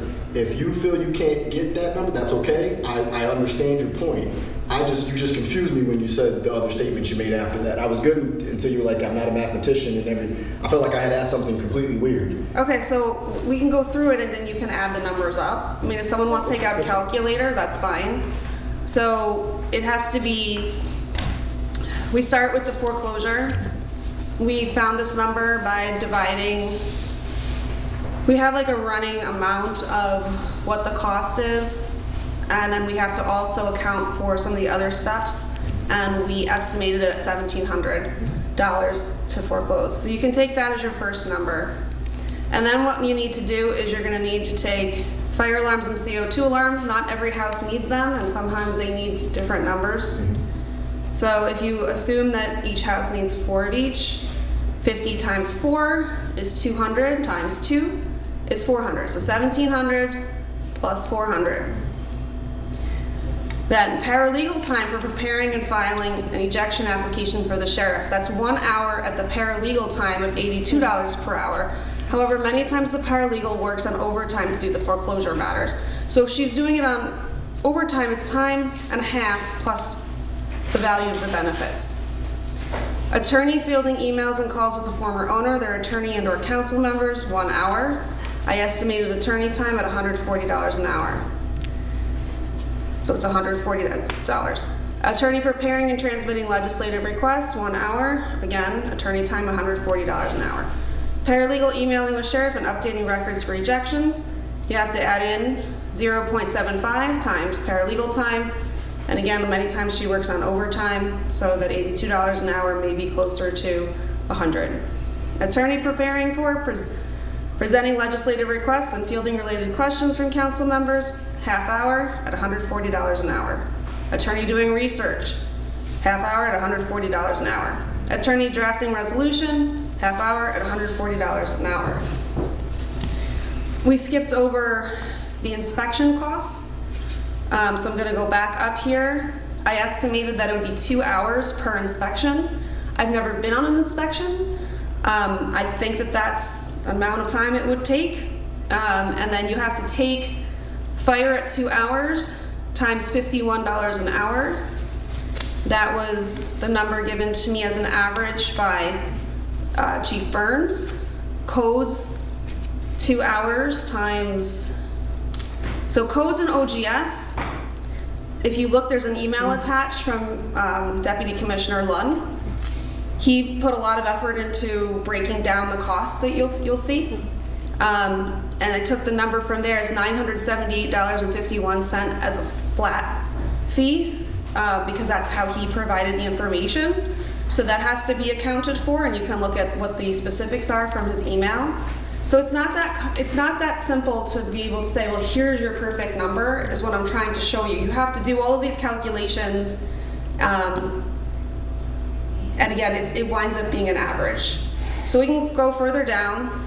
But again, I don't think we need to. And sincerely, I think the spirit in which we originally had the conversation, it was the number that the council was assessing in fees didn't adequately represent the amount of work that it takes to re-give these properties back. Would you agree to that? That the number didn't adequately represent? Is that what you're asking me? No, not that number. Previously, I'm trying to draw a map of how we got here. So you're saying our $1,500 that we assessed was not adequately reflecting the work your department was doing previously. Right, it's obviously not reflective of it, because just to do the foreclosure, we're estimating $1,700, and that doesn't even start the return process. Completely understand that, so we're still on the same page. I would say recently we've had a discussion of what does that figure accurately reflect, and then we identified $5,250. It wasn't until your department came back and said, I will not be able to legally support this if challenged. That is why we're here. So this was a question posed by your department to the same conversation. I need to say this publicly for the fact that it could be misinterpreted. We are all here to do a job, and if the job requires more, that is what we're here to do a good service and to ensure that we're being responsive to the needs of the community. That is the expectation around this table, and if we acknowledge that, we can't accept anything less than that. And I think a basic conversation is, I don't understand what is being outlined because there are a lot of numbers. That comes from a spirit of genuineness. But if it is met with resistance, we're not going to be able to put forth a good recommendation, and you're not going to be able to legally support it if challenged. Mr. President, I never said I couldn't legally support the number. That was not at all what I said. I said it didn't adequately reflect the amount of time and the amount of cost. And I have now provided it to you. I am an attorney. I am not an accountant. I have gone and put together as much as I can for you. I have a license to practice law. I do not have a license to be an accountant, to do anything in financials other than manage my own.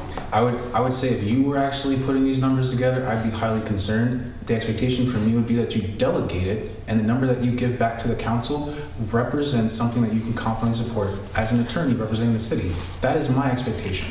And to come back with hourly rates with the expectation that the council identifies this, further contending that it is not your role and expectation to do this, that comes across very disingenuous to me. It's not disingenuous. I'm not licensed to do that. You can't ask me to go fight a fire. I don't have any training in that. Do you want to ask finance to work on it? It's the council has to make a decision. The numbers are there. So you gotta go, it's 5,000, it's 6,000, it's 4,000. It's... Mr. Torley, Mr. Chair. I agree. I mean, the numbers are here. It's up to us to decide, well, at least to get a baseline of everything that's been provided, other than the fact that the clerk and the council, we've never put any numbers together for Corporation Council. Come up with those. We should come up with, I don't know, it just... So, but to your question, not to cut you off, so for this item that we're going to discuss in executive session for 1333 6th Avenue, you have that number. Where? I'm sorry. The request for redemption. In this specific instance regarding that chart, were you able to calculate what that number looks like based on the information that you have? Well, no. First of all, we need the clerk's estimate of how much time the clerk puts into it, and how much time we're sitting around here, and what our time is worth doing it as well. I mean, these numbers going line by line by line, and every department's provided the information. So now it's up to us to decide what we're going to put our baseline on, well, our total, because we can't do a high and a low. It's every foreclosure has to have this number on it. So I'd say, again, to repeat my question, you would be able to, based on the council's agreements to move forward with that, you feel confident taking that chart and coming back with a recommended The number chart, based no. on the administrative fees? Yes, taking the chart and coming back with a recommended number, absolutely. You are confident in your abilities to do that in this instance, for every instance? Whatever number we come up with, absolutely. We just threw that $5,000 out there originally. It's definitely more obviously than $1,500 because the foreclosure alone is $1,700. I'm sorry, I don't understand. I think we could put a number together with the facts that were given. So when we get into this item, I would ask that you have that number prepared for Not us. tonight, no. But you're saying you can have that number for I every think as instance? a council, we can work towards this number. Mr. President, the issue, as I understand it, is to come up with a flat fee. Yes. So it's not going to be exact for everything. If you want to back off and so we do the internal accounting for every property's interaction, it dramatically increases our cost just doing the accounting. What it is to come up with some fee that is a fair reflection of what the time and effort is. And we've put forth a series of numbers there where the council can stay with the $1,500 fee if you want. You can go $5,000. Some of those are probably at the higher end of it when you actually put all the time and effort that goes into it. But it's the council has to make a decision on what the number is. And it's, on some properties, we might make a little bit of money on it. Other ones, we're going to lose a little bit. Mr. Chairs and then Mr. Inger, did you have your hand raised? All right. I've spoken a lot. Mr. Inger? Ms. Barash, I just want to say thank you. I know that it's a tireless job, and I really appreciate all the hard work you put in. I sat and did the math just because I'm a math guy. I have an accounting degree. Thank goodness. So I did the 1 hour times the rate, and I came up with the number that came up, not including what the council and the clerk, it was $5,653.51. So if we want to assign a number based on the city clerk and the council and come up with it per hour, I can do the math for us and then give us a number. But based on the information that we were provided, I just did the math so that I understood where we were standing. So again, I appreciate it. Thank you. Thank you. So are there any other questions or comments? Then I'd recommend that we stay where we've been at, the $5,250, based on the logic that I do not think we should itemize the time of the council nor the mayor. Oh, the mayor is very valuable.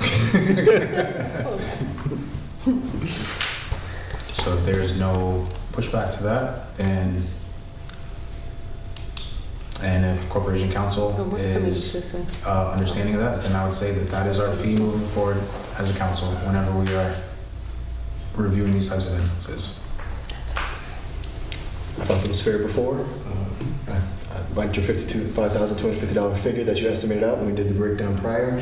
I got a number a little less than that. I know he's added some things and the closing costs and receipts to get to the 5,600 number. But I appreciate Mr. Inger putting that together quickly as well. And Ms. Barash, I want to thank you for your time as I did earlier in the email. I appreciate that this was done and that you put this out. Once again, I want to reiterate my question was not in a way of coming after you in any way. It was the simplicity to make sure other people and residents of the city who don't have an accounting degree or don't work inside the state center or wherever we may work can also understand this. They may fall on hard times. So I appreciate you entertaining the council and our questions. Thank you. Mr. Toro?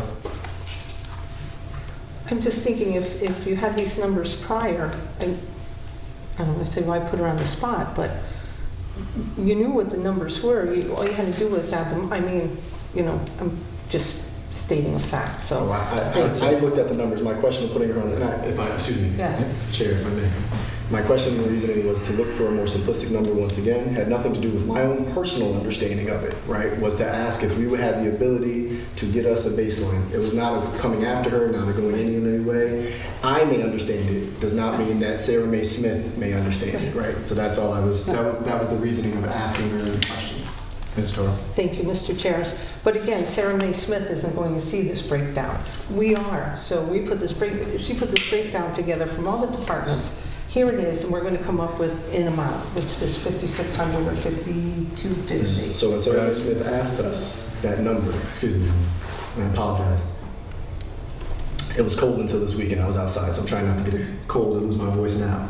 We have this breakdown, they don't. Each council member is going to individually go break this down for Sarah Mae Smith? No. Okay, so that was the reason I had. Come up with a. Oh, we did, and we did that at the last committee. My concern was making sure that that number is available for people to see, and understanding that why we are doing what we're doing is based on these numbers, and we can have this all listed out online. It can be there for them, but it was making sure that people understood how we got to those numbers, especially when we're doing what we do here as a council. Right. Mr. Reed. I just have a legal question. Let's say we stick with the 5250. Do you think that you could justify that in court if it was ever challenged, based on this information? It would be based on this and based on the emails that are attached. Okay. That is what I came up with as a good faith effort, and your good faith effort to add them up and make a final number based on that. I think that would be defensible. It's not an overcharge. It's about what it costs. Mr. Mayor. Well, what you can do is set a fee. Our costs could be $1,000, and the council could set a fee of $10,000, and that's what it is. If you're looking for what the actual expenses are, and we're recovering the actual amount, then it's variable, but it's the prerogative of the council to set a fee for this process. So you can say it's $1,500, it's $5,000, it's $10,000.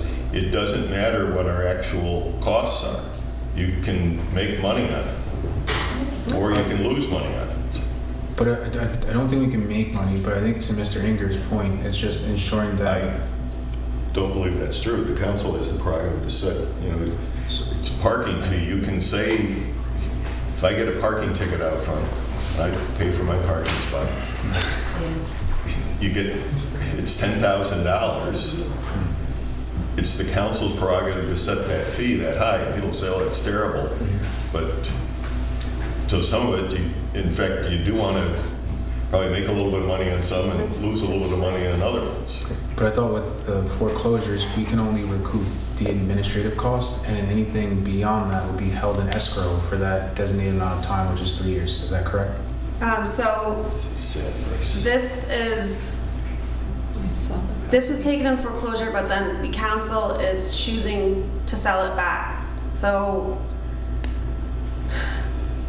that law, the law is relatively new in the state of New York, so not everything has been tested yet, but I don't believe that those rules would apply because the council is literally selling it back to the former owner, and as the mayor said, it's the council's prerogative to set the fee, and the fee can be whatever, and that's why I said the council sets the number. So no, the money does not need to be in escrow to answer that question, and I don't think that charging a fee in the amount of $5,250, I don't think that would be I think that would be reasonable. But what would happen in court, I can't 100% say. I mean, everything when it goes to court becomes a question. But I think that this is a reasonable number to go with. And as the mayor said, the council has the prerogative to set the fee. And the council is choosing to set it based on the estimation. But I think it's taken the previous recommendation and now we're able to support it. And I think that is what I can say. I feel more confident now moving forward. So I think we beat this topic to a pulp. If there any other further questions or comments? I know there's a part of it that we need to discuss in executive session. Do you have another question? Just going back to the council, Ms. Barash, is your recommendation still strong at the $55,250 for the fee? I know we had charged nothing before, and that was the process of the conversation of what the city's loss was. Do we still feel confident in that number as a corporation council? Mr. O'Brien, feel free to answer as well, so it's not just all going to Ms. Have to Barash. raise it a little because we've spent all this time on it. Yeah. Does it come directly back to us, is what we're saying? No, I don't want it. I'll donate my time. It's okay. So we're kind of rehashing what we just went through respectfully. This is what I'm providing to the council. Mr. Engert was kind enough to make a calculation. He came up with more than $5,250. This doesn't even include the city council's time in all of this, including the time we're spending here. It doesn't include the clerk's time. So I think in terms of a reasonable estimation of what it costs, I think that is a reasonable estimation. In terms of what fee the council wants to set, it's truly up to the council. If the council is okay with the city losing money and setting it at $1,500 or $1,000, whatever it was before, that's the council's prerogative. If the council wants to set it at $10,000, I don't think that's not allowed either. So I think you're asking me if I support the number. I think that's a reasonable number if the council wants to adopt that number. I hope that answers your question. It was long, but it did. Okay. Thank you. Great. So we're going to come back to this item. All other remaining items in city development planning need to be discussed in executive session. Mr. Chairman, on a completely different topic, and just as a footnote for other discussions, the term assessment review is a 5-year term. Oh, thank you. 5-year term is not a temporary member, 5-year term. So that's the term. Oh, the board? Okay. Yeah, board assessment review, there was a question. And then going further back regarding the schedule for the waste collection issue. So with the next meeting, committee meeting will be April 20th, at which time the council will come up with a framework in which Mr. LaFond, the Corporation Counsel's office, can then work from to do a draft ordinance. Draft ordinance would be presented to you all on May 4th, and then you can call for a public hearing for May 26th, and then the next council meeting after that would be June 8th with a committee meeting on June 1st. So with that cycle, you could make the June 14th deadline. So that's a way ahead as far as the cycles. But it shows that we need to be very conscientious of time because we don't have any to spare. So as long as we stay on the timeline, we should be good. Thank you for that breakdown. Mr. President, what exactly are we discussing in executive session relating to this? The request for the redemption for item 18, the recommendation from Mr. O'Brien was to discuss the union contract in executive session pending questions, and then the rest of the property sales. Okay, so it's not relating to this spreadsheet. No, Okay. I already got that, and we approved. Well, we didn't need to approve it. We just needed to publicly discuss it. Correct. There's no formal resolution for that figure. We're not setting. Are we setting a fee? Do we have to? No. This is it's what you're going to consider when you're in these cases. Yep. And that's the support that you have. So it's not a formal setting of a fee. But this is. If you're setting, if they're going to set a fee. But it's going to be on. It's not a formal fee in the ordinances. But should it be? I think it should be, but it's up to the council if they want to set a fee. That makes it. Then there would have to be a public hearing Right. and an ordinance amendment. Right. So if the council would like to set it as a fee, council would have to go through the ordinance process. If the council would like to use it as something that is considered during these cases, then it doesn't need to go through that. I would say what I find with these instances, they're so unique and there's so many considerations. I think it protects us and gives us boundaries to function within. There's nothing to say that we can't choose to lower that threshold, but I think what we recognize is that is the ceiling. And because there's so much variability, I think if we can accept and acknowledge just as a group based on that conversation, this is what the numbers should reflect. I think rather than kind of tying us into the city code, where if we need to make any slight adjustment, it requires just so much legislative paperwork. We just accept this moving forward without any formal, if that makes sense. Mr. Andrew? I would respectfully disagree. I don't think 5250 is a ceiling. I think that would be the minimum, just based on the numbers that we were provided. So I think that making it an ordinance and letting it go to a public hearing lets members of the public at least come out and voice their opinion, and then that holds us to it, because I would hate for us to say, it's 5250 today, and then in a few weeks it's a different number, and then in a few weeks it's a different number. How is that fair to somebody that goes through the redemption process today, or somebody that goes through the redemption process in a few weeks? I wouldn't say that it is something we have to do, but I would say because the nature of the council can change year to year, that will require just so much additional legislative just movement. I'm not shifting from anyway from that number. I'm just saying it allows us to have wiggle room should we choose to. And the one thing to recognize with these properties is taxes are the one expectation yearly. But we're considering this because there's unique circumstances. So I think if we can agree as a collective to that number, I think we hold ourselves to that. We have this discussion transparently in front of the community so they recognize, and we can, if requested, provide this breakdown to anyone that was questioning it. But I think to go along the process of the city code, my recommendation is not to. But if we have two other members they'd like to weigh in. Ms. Dora? What we've been through with people wanting to buy their properties back, and different sets of circumstances for each. I don't think we should. I think the fee should be set at the minimum of $52.50 with a resolution, and that way there we don't even have to worry about dickering as a council and taking in again, doctor's notes and things like that. It's my personal opinion. Mr. Chairs. Once again, this is the second time. This is the first time we discussed it publicly, though it was discussed in committee prior. I'm fine with the number $5,250 that was recommended, estimatedly recommended by Corporation Council prior. And I agree that having that number doesn't harm us in any way. I don't know from Mr. O'Brien's standpoint if it needs to go to code or so we have to change everything. But I feel perfectly fine with setting a flat fee of $5,250. So people understand exactly what they're going to be coming to the city hall to pay to purchase their property back. You've got a number, we'll review it further if it needs to be codified. You have a number in the short term, you have a number with aggregates. Unless the mayor wants to pay for people to have their house back, in which case. Ms. Farash?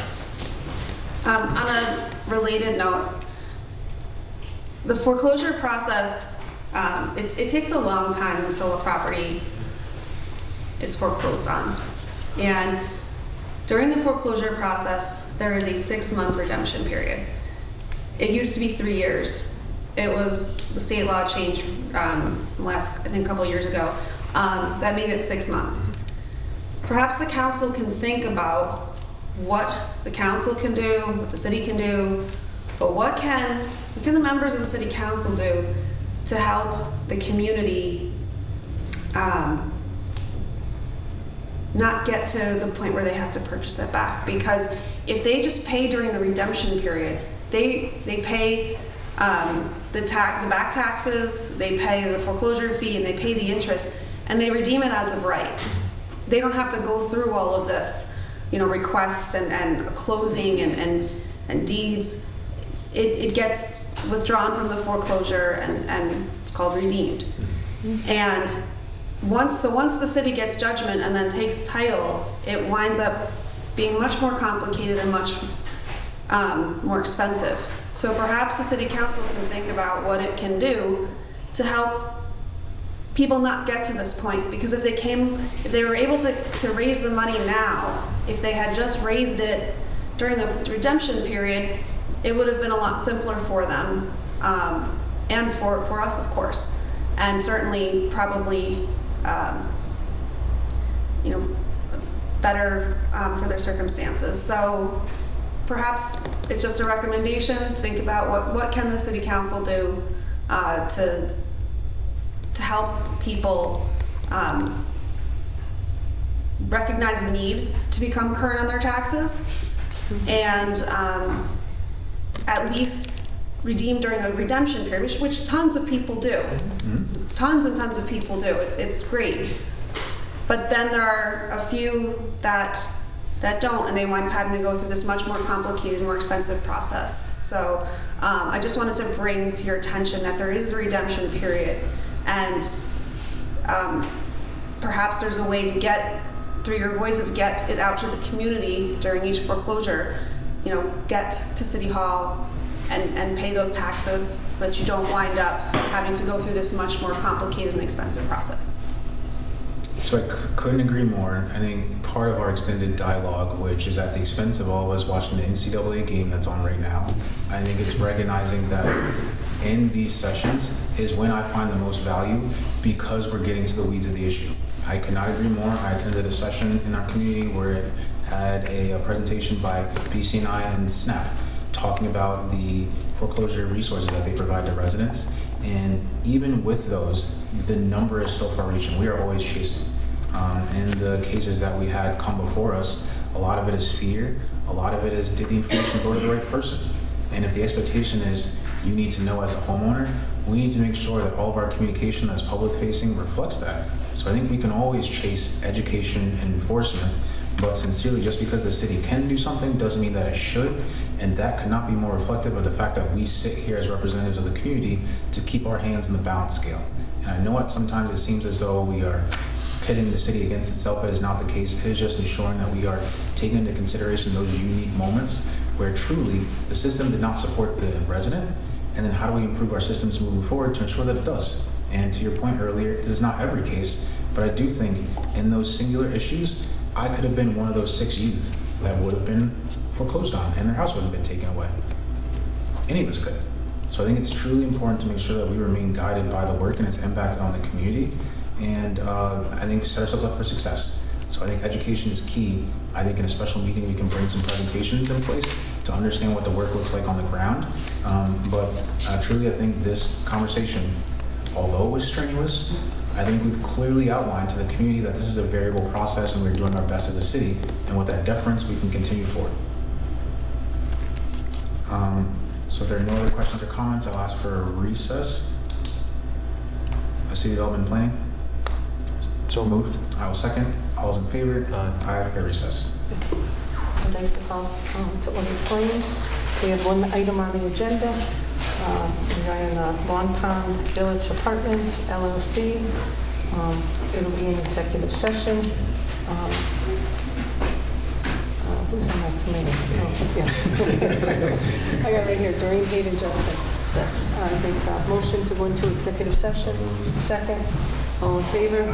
We're in executive session. All the members of the public would have to leave, please, and thank you.